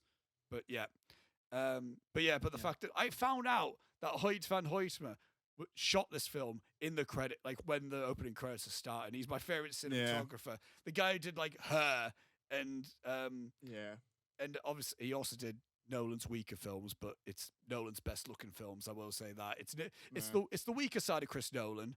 Interstellar, Dunkirk, and Tenet. You'll be lying if you disagree with me there. All I'm saying, Come on. You'll be lying to yourself if you go. Right, I get it. You thought Interstellar looked pretty and the music's really good. You're tricking yourself if you think that's Nolan's best film. You're lying to yourself. You're so wrong. Yeah. Yeah. Ooh, pretty visual effects. Shut up. Yeah. Get out of here. Really well, good looking film. And this is the thing I want to say. Again, nothing massively about the film itself. We'll probably end up talking loads more about it in our top 10s. I assume it'll be on one of our top 10s of the Robbie's. No spoilers, it'll be on mine. And the thing I'll say about is, right, let's look at Jordan Peele's career, right? So far. Yeah. His first film is a horror film that got loads of Academy Award love. Yeah. That was also The Sixth Sense. Yeah, he's looking a bit Shyamalan-y. Us. Yeah. His second film was, he took like a genre film, but made it have a really mad twist. Yeah. You know, Us, it took like the slasher film and gave a really mad, like, cool, like, very distinct Jordan Peele twist to it. Yeah. Unbreakable was a superhero film that had a really mad Shyamalan twist to it. Yeah. And then Nope, his third film is a big space film that is very Jordan Peele-y. Yeah. And like Shyamalan's third film was Signs. So all I'm saying is, if Jordan Peele's fourth film is a period piece that turns out not to be a period piece, yeah, then I've got some questions for you, Jordan. And also, I can't wait in 20 years' time until we get the Secret Us sequel. Yes. Oh my God, yes. The surprise Us sequel. I much prefer. And I'm not saying that to Signs. Okay, and I'm not saying that as a disparaging of it, because I like M. Night Shyamalan's first three films. I like The Village as well. When M. Night Shyamalan does really well, I like it. But I've just seen a lot of like. I thought then when watching Nope, I was like, hang on, I've just realised somebody here. Jordan Peele's going a bit Shyamalan-y. And I also say that in the sense of like, when I'm watching Nope, he's dangerously close to feeling a bit up his own. Not fully. Oh, really? Yeah. No, I didn't get that at all. Because I liked the film, but I watched it with Lewis, and as we were like walking out, I was like, I feel like Jordan Peele at times was being ambiguous for the sake of just being ambiguous, and I couldn't work out if he was like being smart with the storytelling, or if he was just trying to be abstract for the sake of being abstract.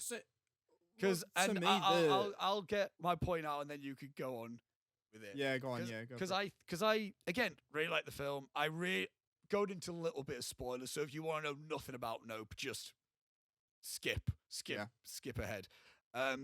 Stephen Yeun's storyline, I loved. I was really into it. Yeah, really loved everything with Gordy, everything about it.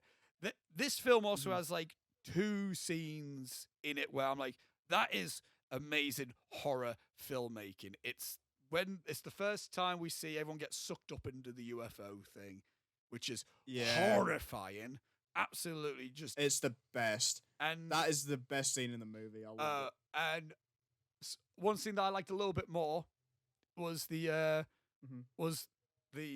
tracking of Gordy.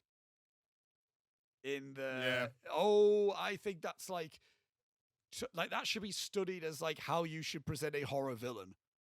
Yeah. And how you should shoot a horror villain. It's sensational. It's so cool. And once Gordy just turns, and it's like shit. Yeah, it's like oh Gee, fuck. but I was really into that. But then as we went on, like while I'm watching the film, I'm like, what did that have to do with anything? What did that? I could link it into like later, like when Lewis and I were discussing. I think I could link it to something. But when I was first watching, I was like, right, that was amazing, but I don't see how that had anything to do with anything in the film, like anything they were saying. You can say your piece if you disagree with me on this, because again, I've seen it once. I haven't overanalyzed this film at all. I've seen it once, and then that's it, really. Okay. And I've talked to Lewis about it, and. What Lewis said is like the whole film is all about sensationalism, and it's all about how media representation of tragedies and horrific incidents, and it's comparing like something like this with Gordy, how it's like it should have been an awful thing, but Stephen Young's whole perspective on this is like, why are they trying to hide it? We should be like showcasing it. It's like it really messed up thing that happened there, mate. And obviously the whole point is like, the thing is like, there's a UFO and it's not, oh my God, it's terrifying. It's, we need to get it on camera. Yeah, exactly. I find it interesting. I just found out at first a bit difficult to really attach it, because I feel like Jordan Peele's storytelling was a bit too ambiguous at points. And I can see why he did it that way, but it was a bit too, all right. When the film initially ended, I wasn't like, oh, I was a bit like, huh. And then I started talking, then I started piecing things together. Another thing I really liked to appreciate, I like the Akira reference. Yeah, good stuff. Yeah, good slide. Big fan, well done, big everybody. fan. But yeah, I enjoyed the film. I think Daniel Kaluuya was easily the best part, acting wise. Well, him and Stephen Yeun. I wanted more Stephen Yeun. I really wanted more Stephen Yeun. Okay.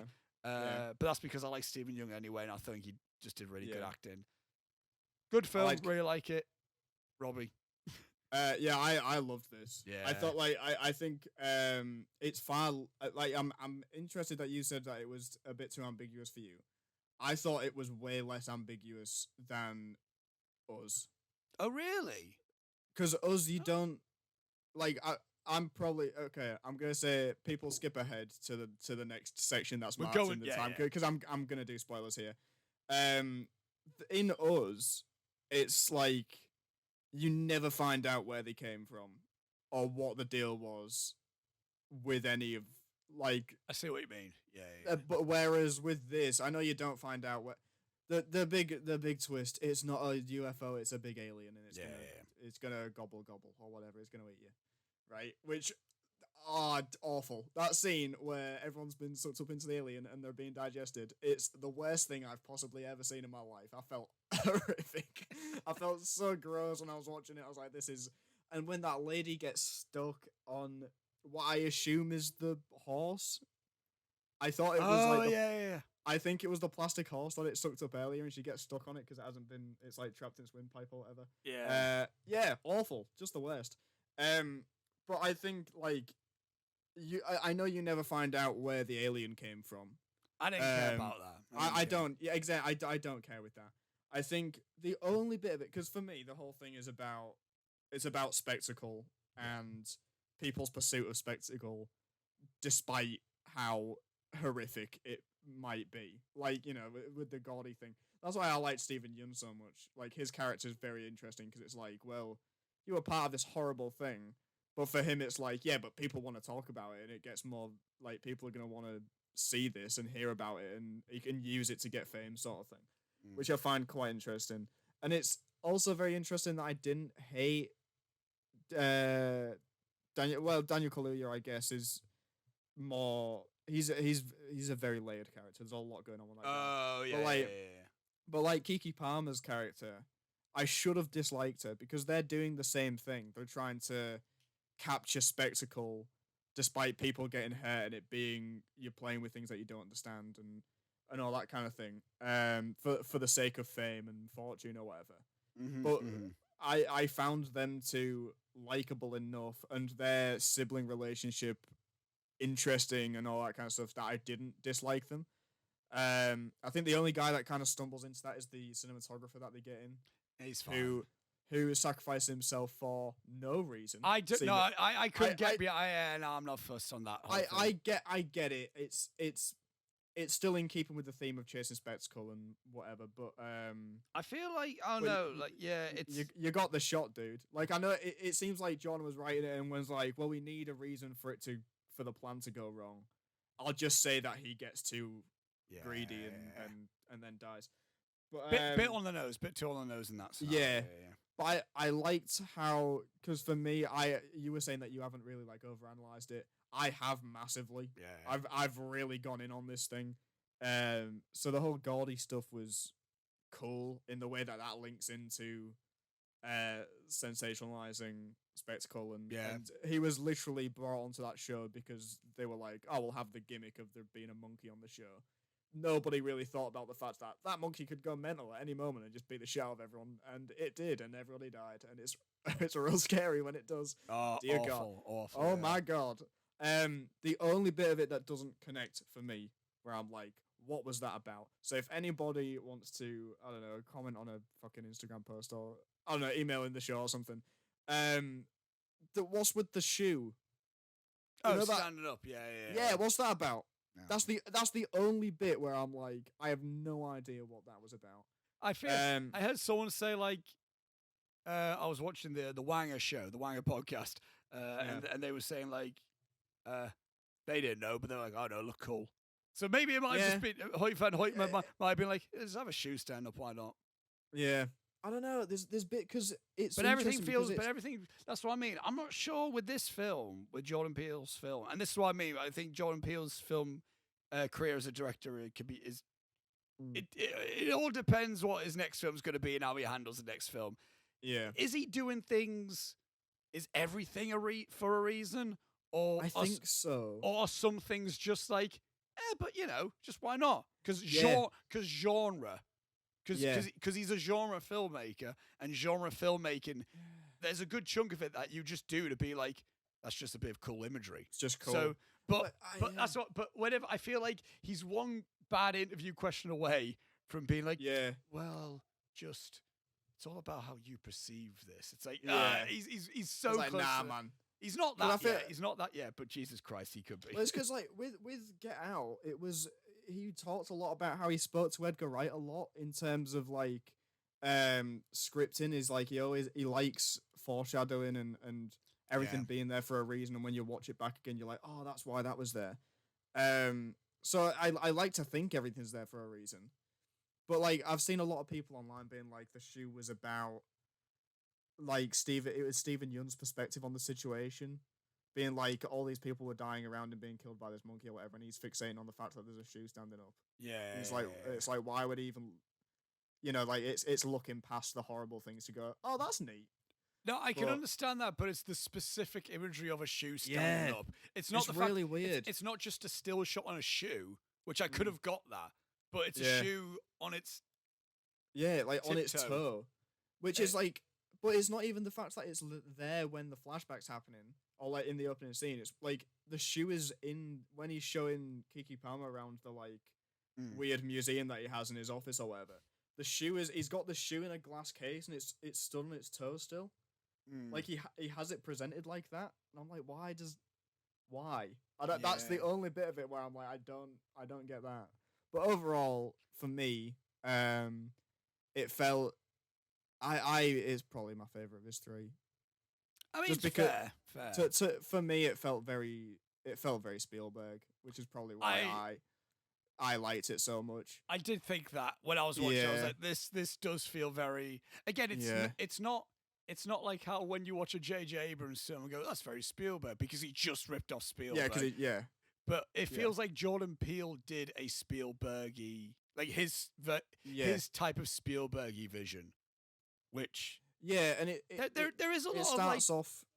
There is a lot of magic and wonder to it because again you can look at the film and I've seen a lot of people deconstruct this in the sense like it has this meaning, but also it is also a big love letter to filmmaking and film crews and Yeah. stuff, and like, and Yeah. you could look in the sense like, these are from like a film crew background, and Yeah. the film is very movie. It's very cinematic. It's very let's go to the big screen and watch a big film. It is very like, it is cool for that way, and it is very take you away to the cinema type of feeling.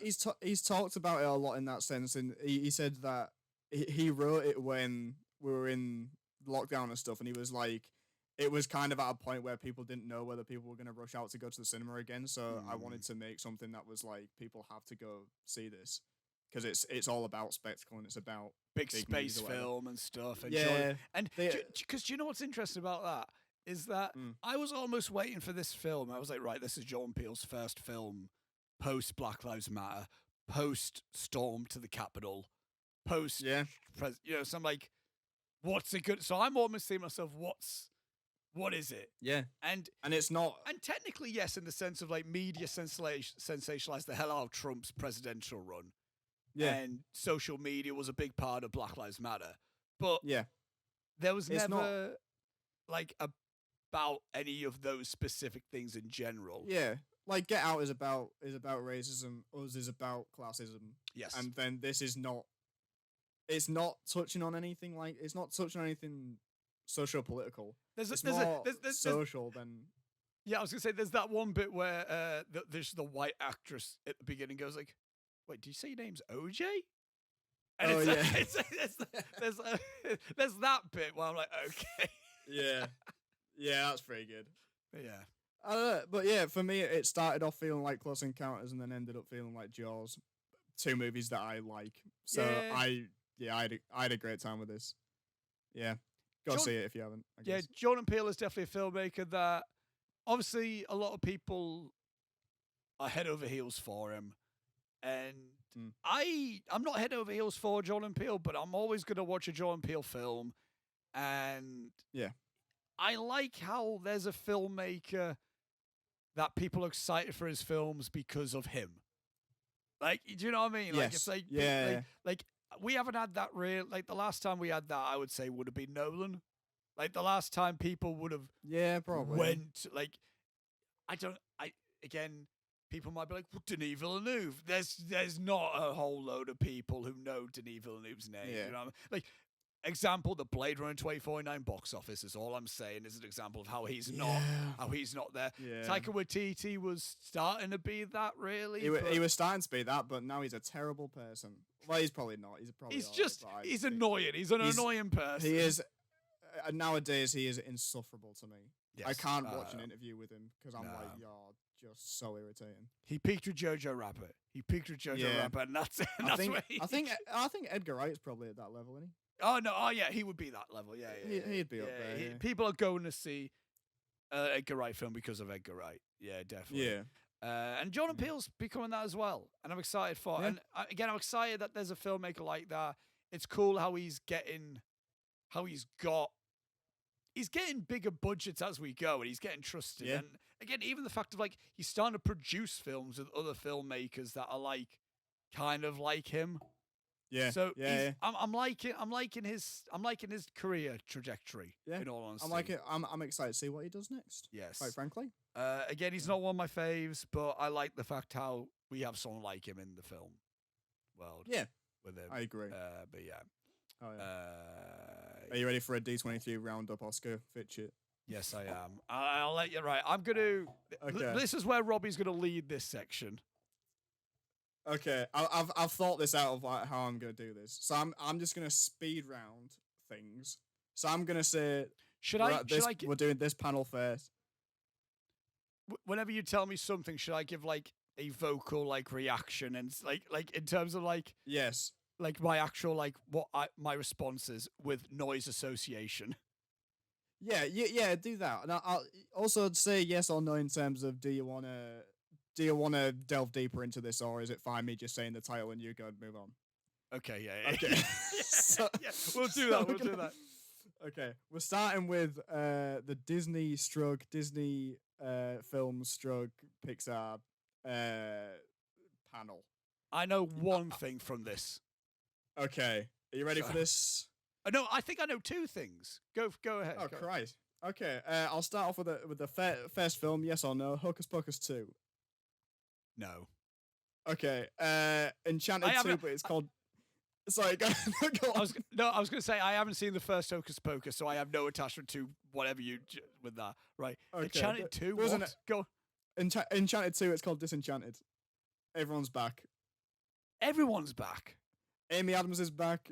James Marsden's back. Patrick Dempsey's back. I'll give it a chance because I really like the first Enchanted. Okay, Amy Adams is Giselle is now a mother with 2 children. Okay. And the film focusing on her struggle to move forward as a mother. Idina Menzel's back or whatever. She's with James Marsden or yeah, they've got 2 kids, but she's technically a stepmother. So the film is kind of like she does a wish or something and she starts turning evil. I think. Right. I think it's about her starting to become an evil stepmother, as it were. Ooh. So that's in. So they released a trailer. It looks fine. I don't know. I'm not huge on the first Enchanted, so I don't really. I enjoyed the first Enchanted for like the same reasons how I enjoy a bit of a daft rom-com. Yeah, it's alright. So yeah, it's a nice bit of fluff. I'll give Enchanted 2 a go. Yeah, Why not? Give it a go. It's exclusive to Disney Plus, releasing on November 24th. Oh, okay. God damn it's one of those, is it? It's one of them, as is Hocus Pocus 2. Okay. But that's released at the end of this month. Okay. Peter Pan and Wendy. Is it animated? No. Move on. Okay. Okay. I'm gonna throw one bit of news in there about this one. Captain Hook, it's Jude Law.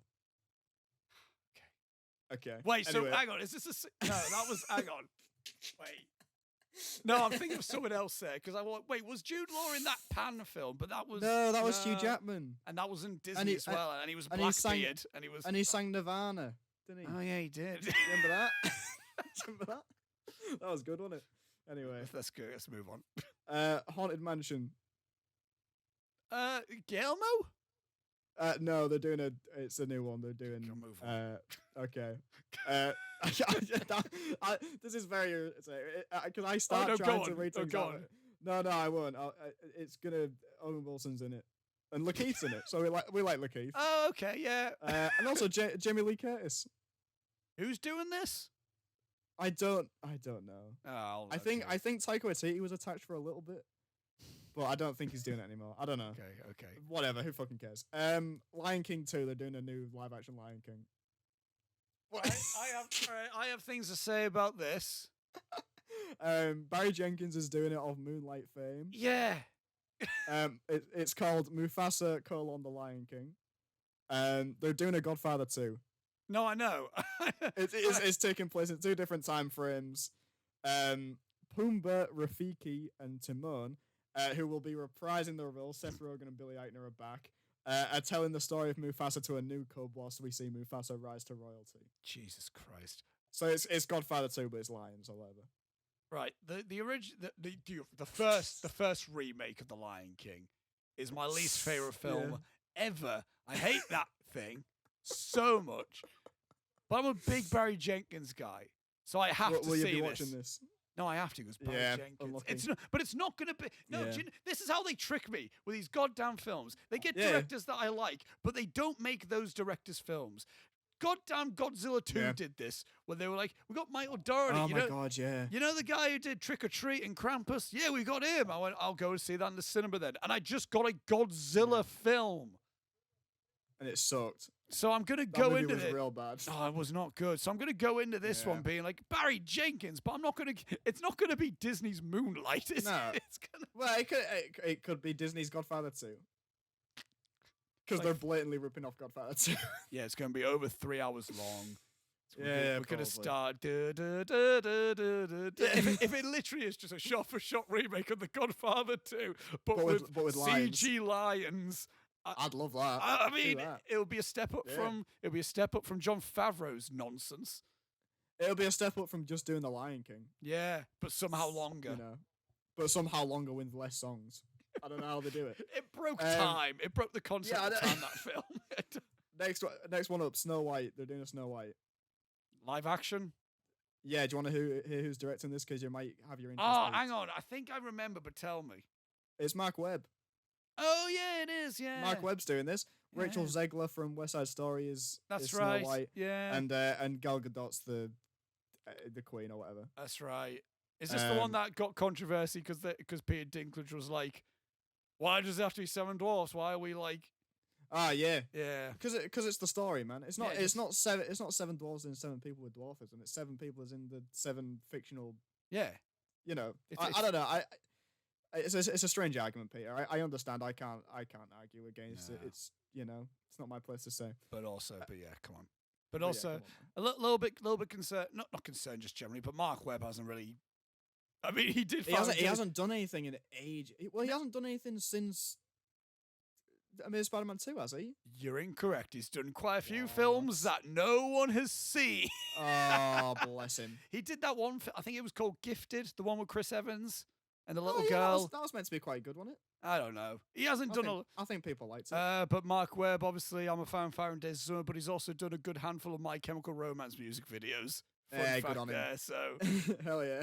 Well, if this Snow White film is basically the Ghost of You, My Chem video, where he just recreated the D-Day scene from Saving Private Ryan, I'll be fine. Yeah. If Snow White and 7 Dwarfs is literally just a My Chem video.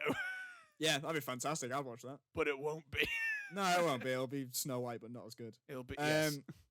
Next one up, Little Mermaid. Oh, is this the one with Hailey Berry? Yeah, and everyone's kicking off because Ariel's black, but also mermaids don't exist, so who cares? She can be whatever colour she wants. I don't know. But we also knew this. Yeah, I know. I don't get it. It's like, yeah, and they're like, Ariel's hair's dreadlocks. What? And it's like, well, why do you care? Yeah, fuck it. What? Yeah, it doesn't matter, man. Anyway, I remember. All I'm saying is people were fine with it when Zendaya was rumored to be Ariel, but as soon as someone who is less famous, it's shambles. Oh, exactly. She's bizarre. Not red. She's not. What a bizarre set of people. She's not white with red hair. Why do you care? Yeah, she's still got the red hair. But also, I don't know. But also, The Little Mermaid was a story before Disney made it. It doesn't matter. She can be whatever.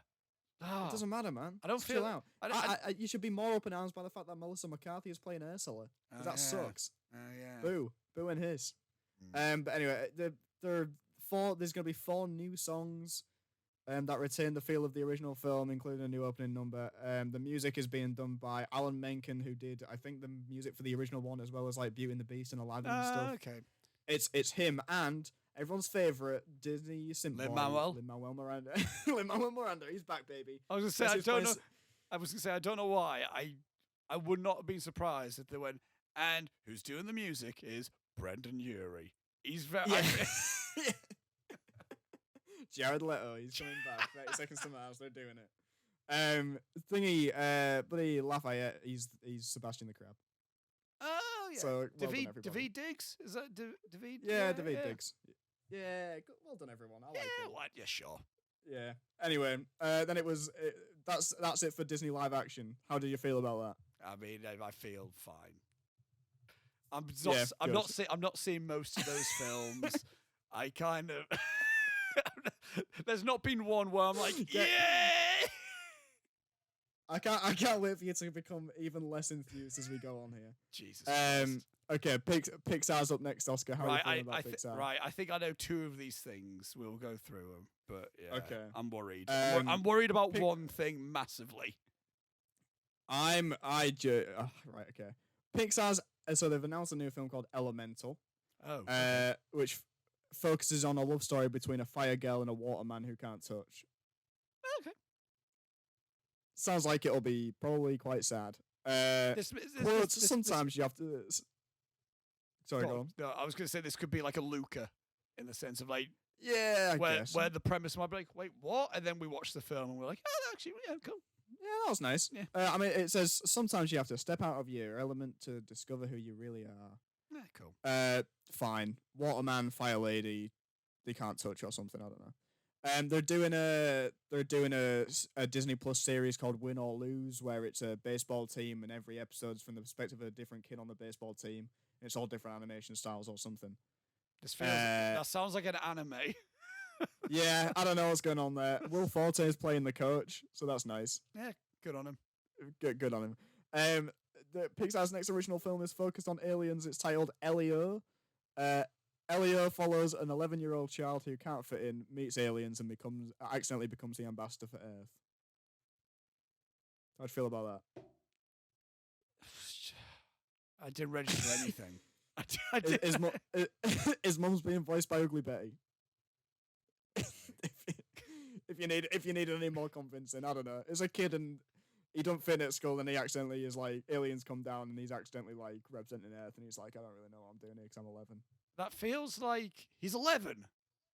Yeah, he's 11. He's doing yeah, that. he is the character 11 from Stranger Things. No, that feels like the description, the image that I had in my head felt like it should be like one of those Robert Zemeckis mocap films.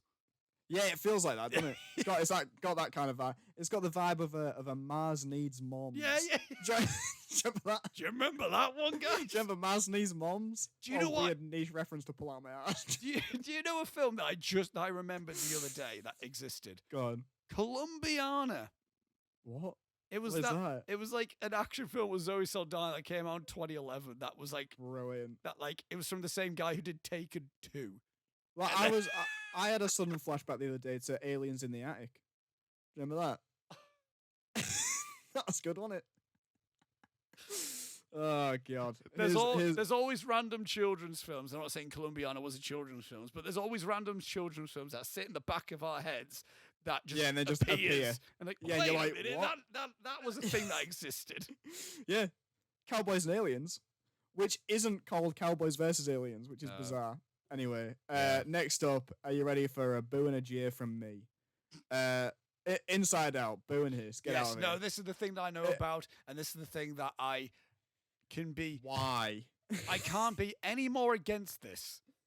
Why the fuck would we ever want an Inside Out 2? Who wants that? More important question.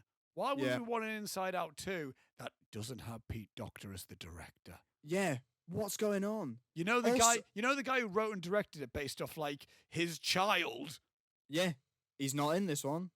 It's about Riley's dealing with puberty and there's new emotions or something because she's a teenager now. Right. Again. Fine. Right. Again. Fine concept. But that would be the equivalent of like if John Lasseter didn't do Toy Story 2. Yeah. What it's bizarre.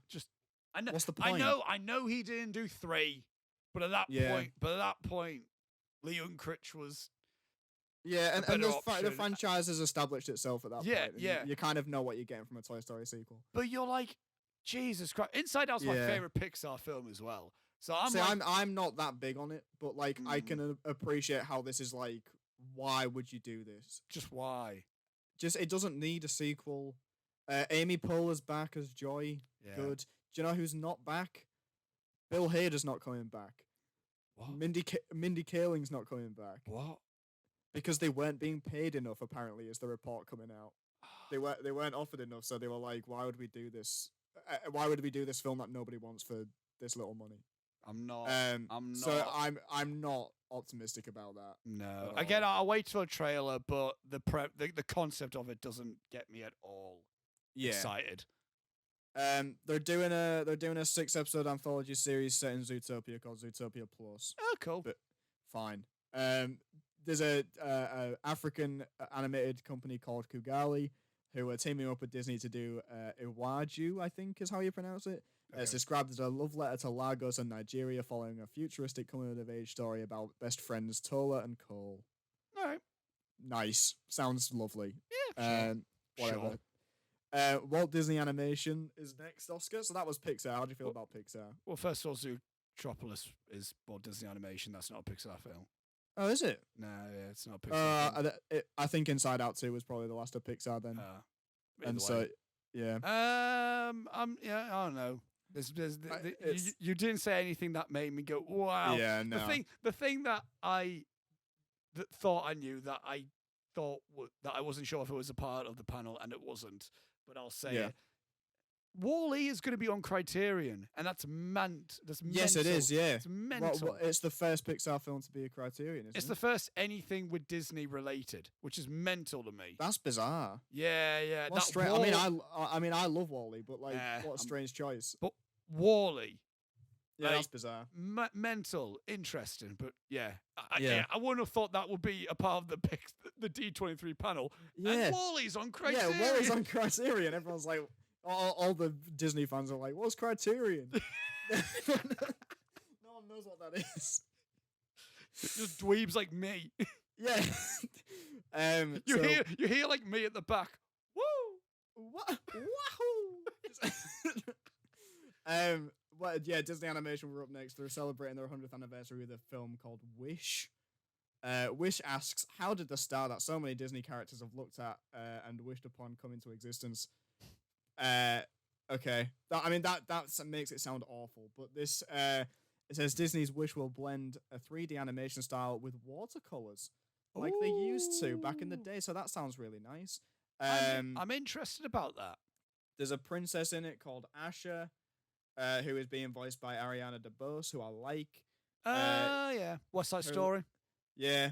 Her little animal sidekick is a goat, and it's going to be voiced by Alan Tudyk, because of course it is. Nice. So, sounds good. Ariana DeBose did a song from it on stage, and everyone went, "That's good. Well done, everybody." So that's nice. Yeah. Off to a good start. So that was it. Oh, that was it for them. It was Zootropolis and this. Yeah, they just said we're doing that. So that was the end of your Disney/Pixar/Disney animation panel. How'd you feel about that one, Oscar? I feel just massively lukewarm. Yeah, is the word you're looking for numb? Just get ready to feel number. No, I'm gonna feel numb when you bring up Marvel. That's what I'm just gonna be. Well, we're getting to that. It's time, Oscar. I'm gonna do a little drum roll. It's time for the Lucasfilm / Marvel / 20th Century Fox panel. Yeah, that's right. They lumped them all into fucking one. Because fuck you. Lucasfilm, I forgot about this whole... Here we go, baby. Jesus. First up, Kathleen Kennedy took the stage to talk about Andor, a series that nobody asked for or wants. It comes out on the 21st September. They released a new trailer for it. It still looks like Rogue One, but it's... Imagine Rogue One, but it's 12 hours long is kind of what it looks like. Jesus Christ. Season 2 is close to beginning production, thank God. Why? And Kathleen Kennedy has described out an Andor overall as a 24-episode spy thriller. Oh, no. Well, thank God for that. Oh, thriller. Am I going to be thrilled? You're going to be thrilled by Stellan Skarsgård in his weird wig. Good on him. Yeah, fine, whatever. Moving swiftly on. Because quite frankly, fuck that. Willow. They're doing Willow, but it's did not know this was happening until I saw a thumbnail on YouTube. I was like, what is this? They're doing Willow, but it's a Disney Plus series this time, and I don't know if Ron Howard is back. He was too busy replacing someone else as a director. Probably. Christian Slater's back. Christian Slater's in it, so good on him. It doesn't look like Ron Howard is involved whatsoever. Oh, director of the original film, not involved at all. Always buds well. Producer? Is he one of the producers? He's an executive. He's an executive producer, which means nothing. Which means absolutely nothing. Fine. Warwick Davis is back. He's doing his thing. Good on him. I don't have any attachment to Willow whatsoever. I haven't seen it. So. Neither do I. So it's coming back. It's a Disney Plus series this time. It's not a movie. So that's whatever. Dave Filoni came on stage in his big silly cowboy hat, and quite frankly, good for him. He's been rocking that style since the early 2000s, and it's always worked for him. He said, "Hello, the Bad Batch season 2 is coming out 4th of January." Okay. So it's the same day as Wrestle Kingdom. Probably. No, it is. It's not probably. Oh, okay. It is. Oh, okay. It's 16 episodes long with a 2-episode premiere. So that's nice. Andor, because obviously them themselves know that the show is way too long, being 12 episodes. They're premiering it on the 21st of September with a 3-episode premiere. They're just putting the first 3 out at the same time and being like, "Oh, just occupy yourself, and then we'll put the rest out." I guess. Jesus Christ. Fine. A new animated series by Dave Filoni called Tales of the Jedi. Oscar. It'll be it's 6 short films. Right. Three of which follow a young Count Dooku, Christopher Lee himself, as he falls to the dark side or whatever. And you get to see a little Liam Neeson. And you know how Liam Neeson. a little boy Liam Neeson. And you know, because Dooku was his master or whatever, so you get to see a Padawan Qui-Gon. It's a little Liam Neeson. You know how they like caricature people in those shows? They've Is given him the... Is it like the CG animation, is it? Yeah, it's like the Clone Wars animation. They've given him the biggest fucking nose you've ever seen. that little Qui-Gon, it's like 3/4 of his face is his fucking nose. It's great. I love it. Good on him. Dear. Okay. The other 3 episodes are focusing on Ahsoka and how she came to the Jedi Order or something. Because if there's one character we haven't seen enough of, it's Ahsoka Tano. Anyway, so that's happening. Yeah, maybe. I don't know. So anyway, the next thing up on the stage, again, speaking of Ahsoka, was Dave Filoni going, she's getting her own show. Again, if you haven't seen enough of her, she's getting her own series. John Favreau says that Dave Filoni has wanted to bring Ahsoka into live action ever since the Clone Wars, so they used The Mandalorian to test if audiences would like that. They do, because they like that character. I like that character. I don't know why I'm being a sarky prick. I enjoy that character. It says Dave Filoni said a lot of the crew working on Ahsoka grew up watching the Clone Wars, so that's nice, I suppose. So you're doing it. I guess I don't know. I didn't even grow up watching the Clone Wars. I watched it when I was like 15 or something. I like binge watched it one time. Like I don't know. Ask Reese to do it. He'll do it. Wow. John Favreau brought out everyone's favorite John Watts, on stage. John Favreau brought out everyone's favorite John Watts. No, I almost like the thing. It's like, now introducing your favorite John. It's me. It's me. It's me, John Favreau. Are you seeing how I'm slowly losing my mind whilst reading these out?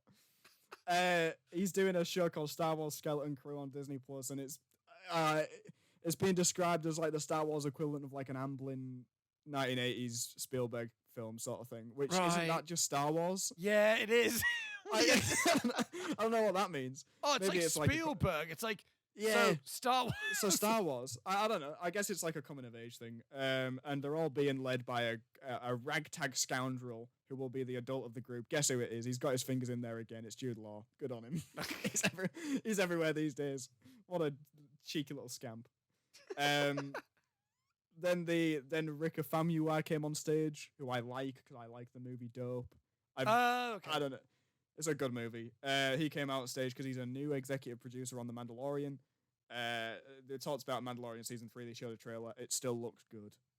It continues to look like a good show. I haven't seen it yet, so I don't know. It looks like The Mandalorian. So if you like that show, you're probably excited about it. Oh God. That's not all for Lucasfilm, because then, see, this is what I'm genuinely gonna like take a minute here, compose myself, because I genuinely got a little bit excited about this. Indiana Jones, Harrison Ford was there, James Mangold was there. He was like, "Hello, it's me. I did the best X-Men movie," and I did that one where they were doing race cars and it was Christian Bale and he was real skinny. I cannot remember what was that. Was that what that was called? Ford v Ferrari. Wasn't it called something else? Yeah, in the UK it was called Le Mans '66. That was it. Yeah. So James Mangold's doing it. He came out on stage and said, "Everyone calm down. George Lucas and Steven Spielberg have been very involved in this." And I say, don't let him.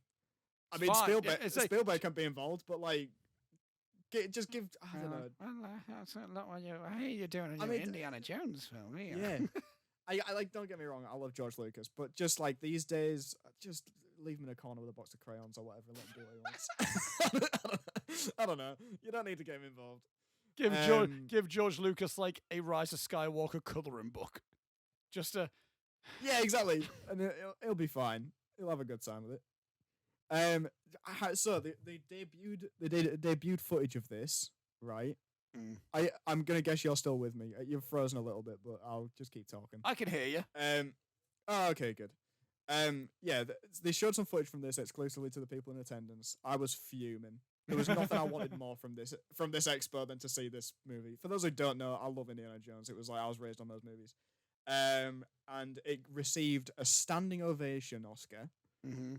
As most things do at these conventions, so don't take that as any indication that it's actually good.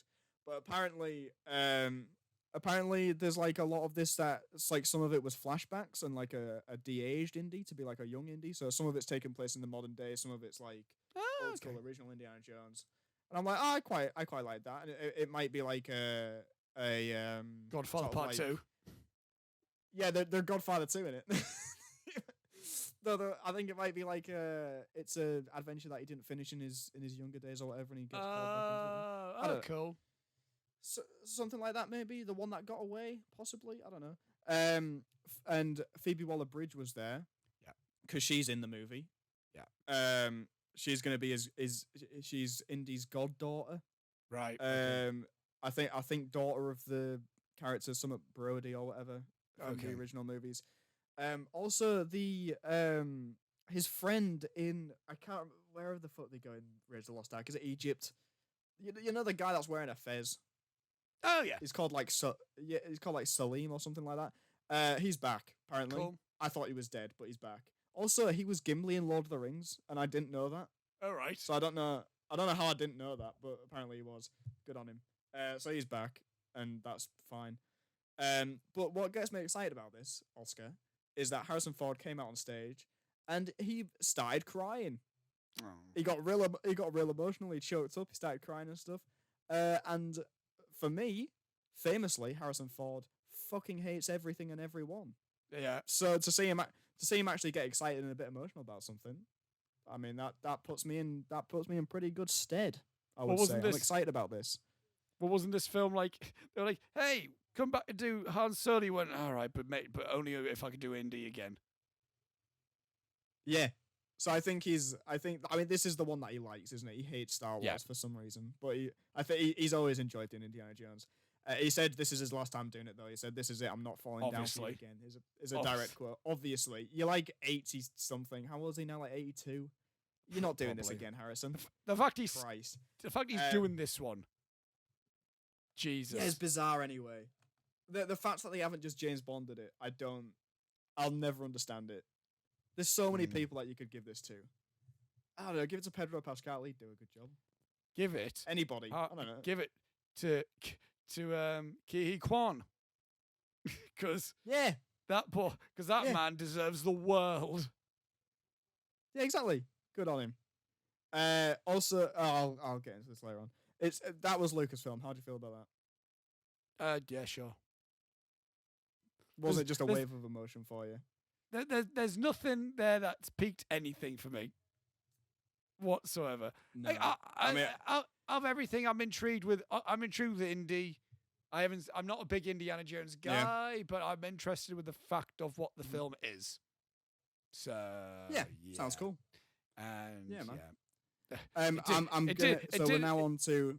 It didn't have Ryan Johnson walking out on stage, so it doesn't matter to me. Exactly. I mean, it's fine, isn't it? I mean, it's time for the bit that you've been waiting for. I know you've been preparing for it mentally and physically all week. It's time for the Marvel Studios portion of this D23, and I am going to speed round this because I'm cautious of time, and we need to do the Letterboxd reviews. Yeah. They started off the panel, Oscar, with a live performance of Rogers the Musical. How'd you feel about that? The what musical? So is this the thing that was in Hawkeye or whatever it was? Yeah, so in Hawkeye there was like a live. There was an in canon musical about Steve Rogers or something. They did a live performance of that to the disgruntle of everybody. I imagine nobody enjoyed it. What are we doing wasting time with this? Give me news. What am I doing here? Anyway, I mean, good on you, Kev, but Jesus. First film up was Black Panther 2. Cool. Cool. I mean, they showed a new clip to people in attendance, so we didn't get to see it. I'm still excited about it. There was no Same. real new information about it. It was just that the movie's happening. It's coming out. How do you feel? It's coming. Get on It's it. coming out. It's coming out very soon, so I don't need more Yeah. about it. So yeah, cool. No, Looking exactly. forward to I it. don't need to know anything else. I think. I've got to watch out, dear viewers, of the Intermission channel. I'll be doing a video at the end of this year after Black Panther 2 comes out that I've been preparing for quite some time. It's Ooh. probably going to be quite long, so apologies. But Hey, yeah, so if let's get a little bit excited about that. if there's anything that this channel is home to, it's long form videos, so it's all fine. Exactly, it's going to be fine. The next thing they talked about was the Ironheart show. They debuted a teaser trailer for it to people in attendance, so we didn't get to see it. Anthony Ramos from Hamilton is playing the villain called the Hood, and it's gonna be he's like a magic guy, so it's Right. gonna be like a technology versus magic situation. Right. Fine, I don't know. I've never really cared about this character in the comics. There was a bit when because people were talking about doing a footage description of what happened in the teaser trailer, and she says at one point, she's like, I imagine she's looking at something to do with Tony Stark or something, and she says something along the lines of, "I want to build something like him but better," and everybody is gonna hate that. That's gonna light Twitter on. I for one don't care, but the internet is gonna set ablaze because a young black girl has said that line. So watch out for that, everyone. Go when this show's gonna come out, just go into your little bunkers and don't check Twitter because Jesus the Christ. discourse, I imagine, will be horrendous. It'll be up there with how discourse has been about She-Hulk, which again has been horrific. So Jesus Christ. Yeah. yeah, well done, everyone. You fucking terrible people. Do you know the only thing very quickly? The only thing I know about She-Hulk is that she twerked with Megan Thee Stallion. That's all I know about She-Hulk. She did sweat with Megan Thee Stallion, and everyone kicked off about it, even though it was really funny. Seeing people like boot. Sorry, I was going to say, like, my favorite. I only know about that because Eric Striffler talked about it on the podcast, and he was like, "Look, if you're getting that far in She-Hulk, and that's where you draw the line, you've been watching it for too long because you know what show you get into at that point." Exactly. Like it's a comedy show, and who cares? Like I don't know. Yes, I exactly. don't know. I just like it's a funny joke, man. You're seeing a superhero doing a twerk. You never thought you'd see that, would you? But there she is. Whatever. She's doing it. Fine. I don't know. I don't know why people got so up in arms about it. Next film up was Ant-Man and the Wasp 3: Quantumania. Peyton Reed's still doing it, so who cares? They said it links directly into Avengers Kang Dynasty. Okay. God. Randall Park is coming back. He's playing Jimmy Woo. Good on him. So there was some new footage shown. It seems to be that they all get trapped in the quantum realm, and Kang kidnaps Ant-Man's daughter and says, "I have had something stolen from me, and you're gonna do a heist like you did in the first film, to get it back, or I'm gonna kill your daughter or something." So that's the thing that's happening, isn't it? Well done, everyone. I don't know. I'm not. I have no faith in this being anything. So I don't know. Yeah, hold on to that devolving into madness, Oscar, because you'll feel it more. I thought Star Wars was going to be this for me, but Jesus Christ. Yeah, dear God. Next up was Werewolf by Night, which Right, they released a trailer for. It looks good. I don't know. Right. This is the thing that this is the most excited I've been for a Marvel property ever. Yeah. I don't care what you say. I don't care what anyone tells me. Yeah, fuck your Endgames. Fuck your No Way Homes. I'm all for a black and white werewolf film directed by Michael Giacchino. Yeah, I mean, so literally but the discourse on Twitter has been like, it looks so cheap and bad, and this looks so like cheesy. Yeah, man, that's the fucking point. What are you talking about? This looks great. I think it looks real good. I'll watch it. It's 1 hour. It's gonna be 1 hour. Nice. Oh, it's just gonna be a nice Halloween special coming out at the end of this month, isn't it, or something? Or beginning of October. Yeah. Good. I think it looks great. Spooky season. Get hyped. Spooky spooks. Next up was Secret Invasion. It certainly looks like a show that is going to exist, doesn't it? I don't know about this one. I don't care. I don't want what? So I'm drops into this presentation. But I've been reading. I don't know if you can even see that because I'm A little bit. A little bit. I've been reading the Secret Invasion comic because I've been like, I've never read that, and you know the show's coming up. I should probably read it. This looks to be nothing like the comic. The comic like surrounds all of the superheroes, and some of the superheroes have been replaced by Skrulls, and they invade the Earth or whatever. And it's all like, oh my god, they've been here for years, and how did we not recognize this or whatever? And maybe Iron Man's a Skrull or whatever. There's a bit where someone who is a Skrull goes up to Iron Man and then convinces him that he is a Skrull and has been the whole time, but doesn't remember, and he believes him, and it's really cool. Like things like that. I'm like, oh yeah, that's gonna be great. But then I look at the show, and it's Sam Jackson, and no one's got superpowers. It's Sam Jackson and that lady from How I Met Your Mother, and Ben Mendelsohn's there.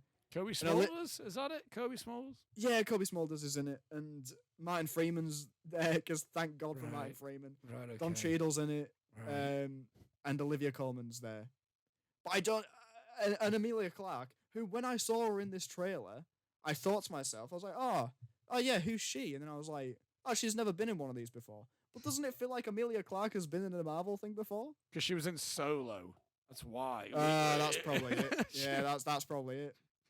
But yeah, I think this looks infinitely boring. It looks like if you liked the Russo brothers Captain America movies, it looks like more of that. If you liked the Falcon and the Winter Soldier Disney Plus show, you're probably gonna like this one because it looks the same. Right, I don't know. okay. I like nothing about it is.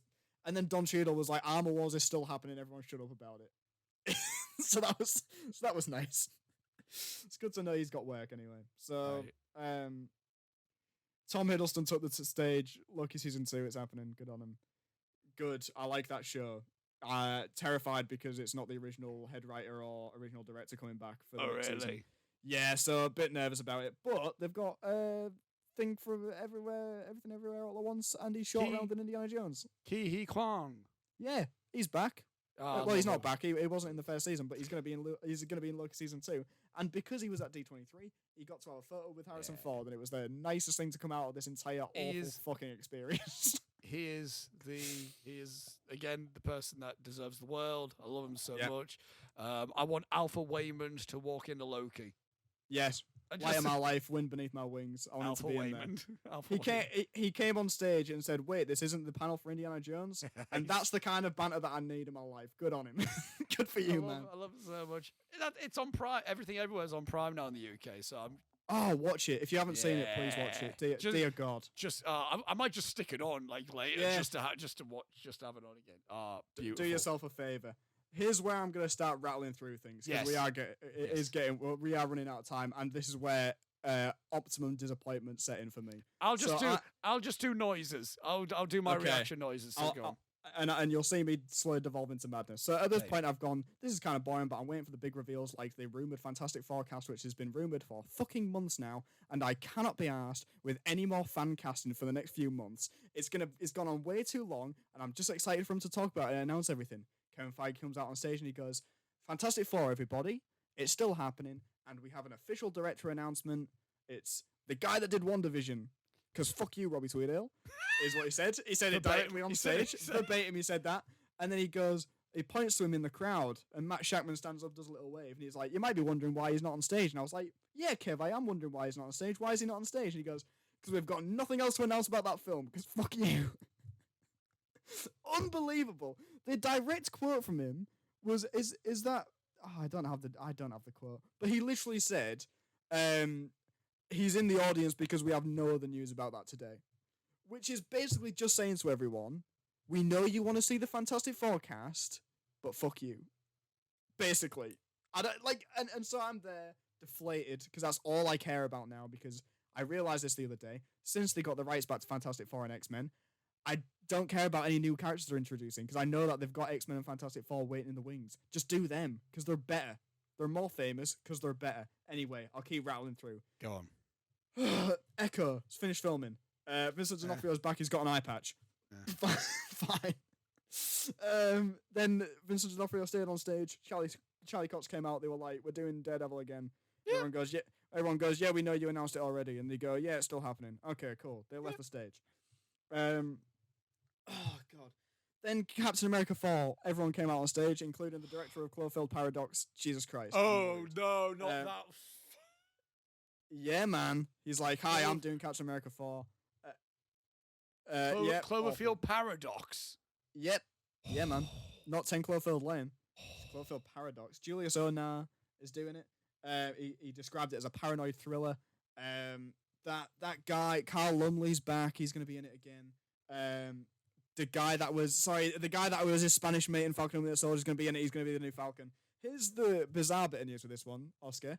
Villain of this film is going to be, and you're not going to guess this, it's going to be Tim Blake Nelson is returning.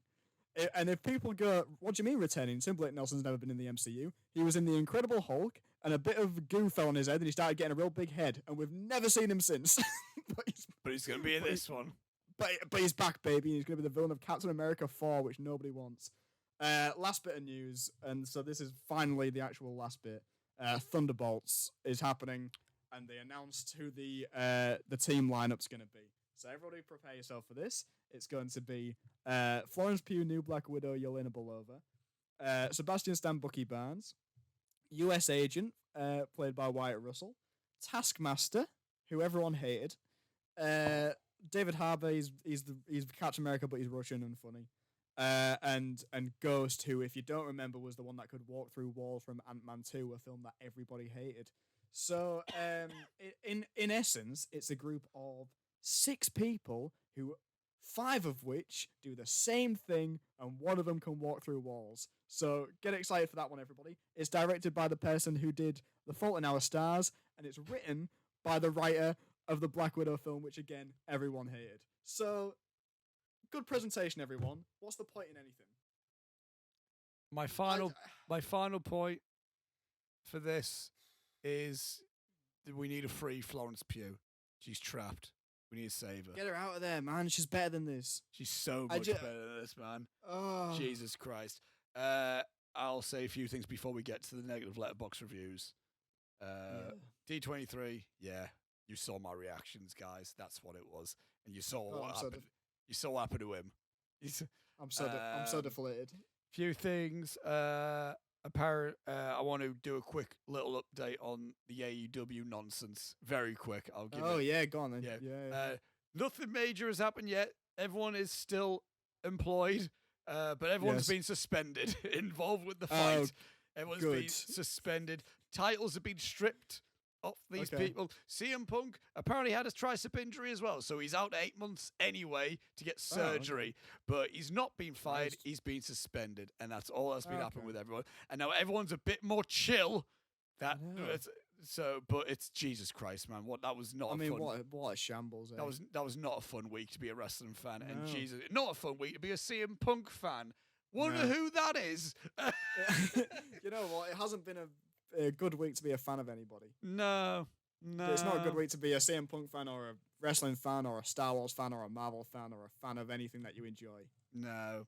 But Kihachi Kwan still is a treasure to humanity. So he's still kicking, and as soon as he's gone, that's it. I think.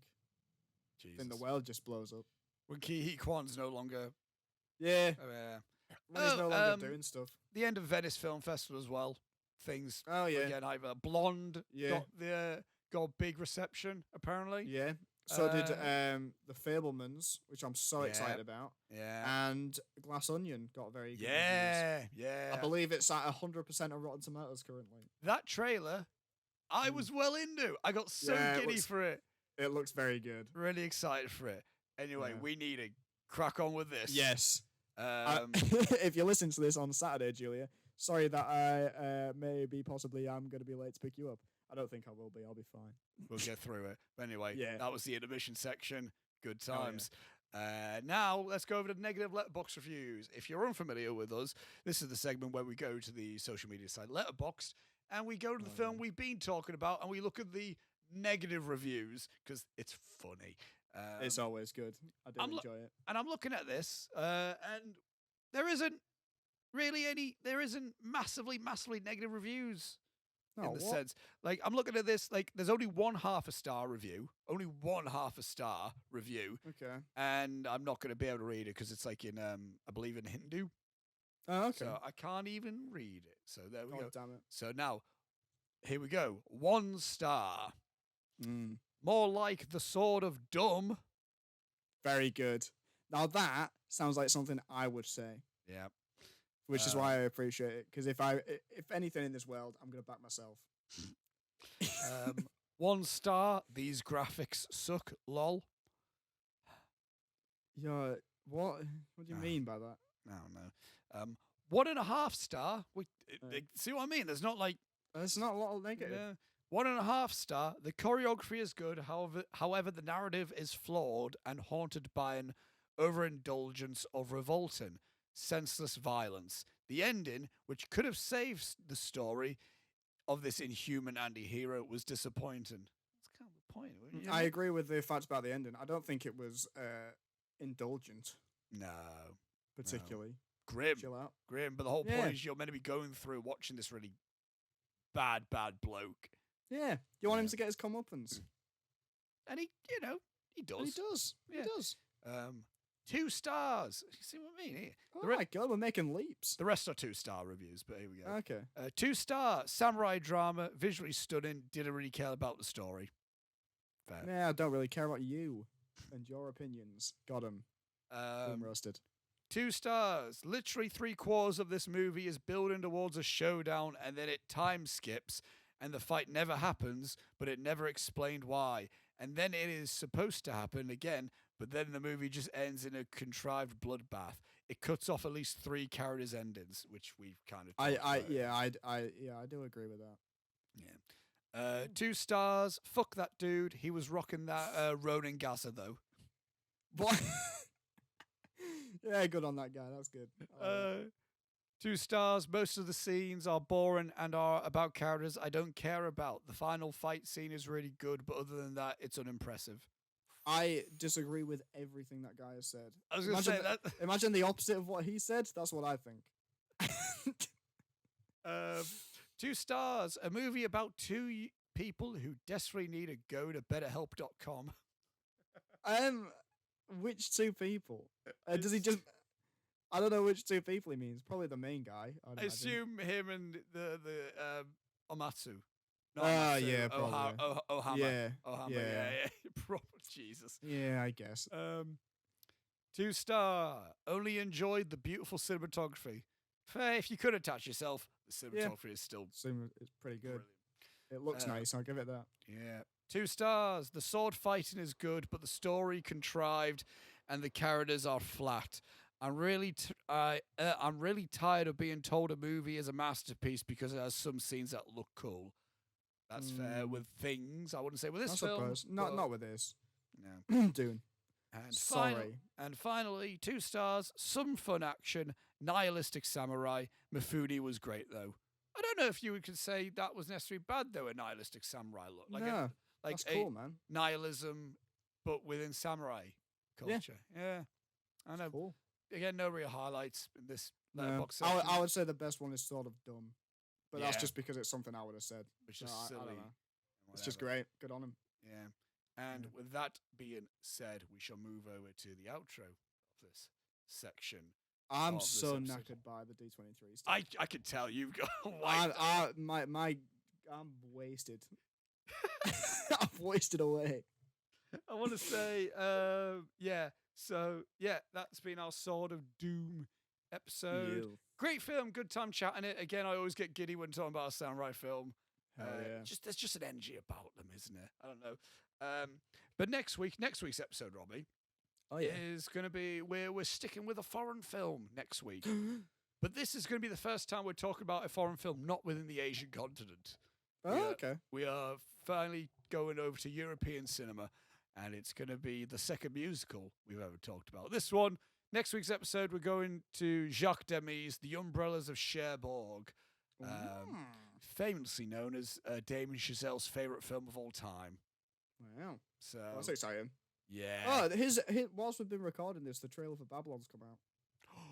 They give that a watch. Oh yeah, very Yeah, excited. we'll watch it after this.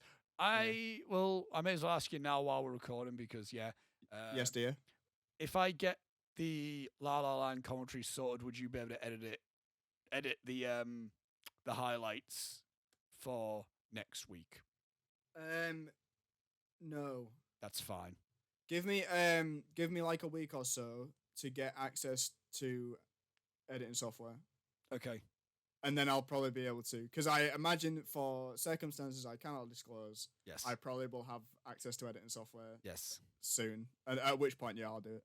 That's fine. I thought it might be a cool thing if we could get that out the same time as Umbrella's Shareborg episode, but God damn it!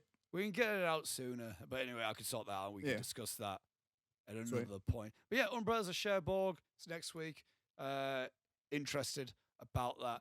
I'll tell you I'll tell you the things I've changed once we stop recording as well. Very quickly. Oh, okay, cool. I'll tell you that because I need to tell you the updates to the season 4 schedule. Okay. And that's when you give me your email and whatnot. Anyway, thank you all for watching this, / listening to this episode. Umbrella's Shareborg is next week. I'll say it now. Lewis, what's your opinions on the Babylon trailer? Thank you very much, Lewis. I agree. I don't know. I wouldn't say that because he'll say something horrendous. Yeah, I won't incriminate myself, but there you go. That was the question I gave to Lewis. Watch him give me something else. Last week's Lewis segment, I want to say, was a total Lewis segment request. He requested horrifying, by the way. Absolutely terrifying. I was just simply the man who did the Photoshop. That's all I did. I prefer the ones where I hear his silky smooth voice. Same. His tones like treacle. Lewis said to me that if he didn't have a cold, he would have done the choir himself, but he had a cold, so he couldn't do it. Yeah, I bet. Who did it instead? Was it Victoria? I think he just got some generic samples, but we'll say Victoria. Yeah, I'm sure it was. Maybe Gary did it himself. Anyway, thank you all. Maybe Gary did it. Yeah, who knows? The Gary choir. Who's to say? Anyway, guys, thank you all for watching, listening to this week's episode. Next week will be the Umbrella's Shareborg. You can find links in the description for social media and mental health information if you so need it. Thank you all, and sign us out, Robbie. Ta-da!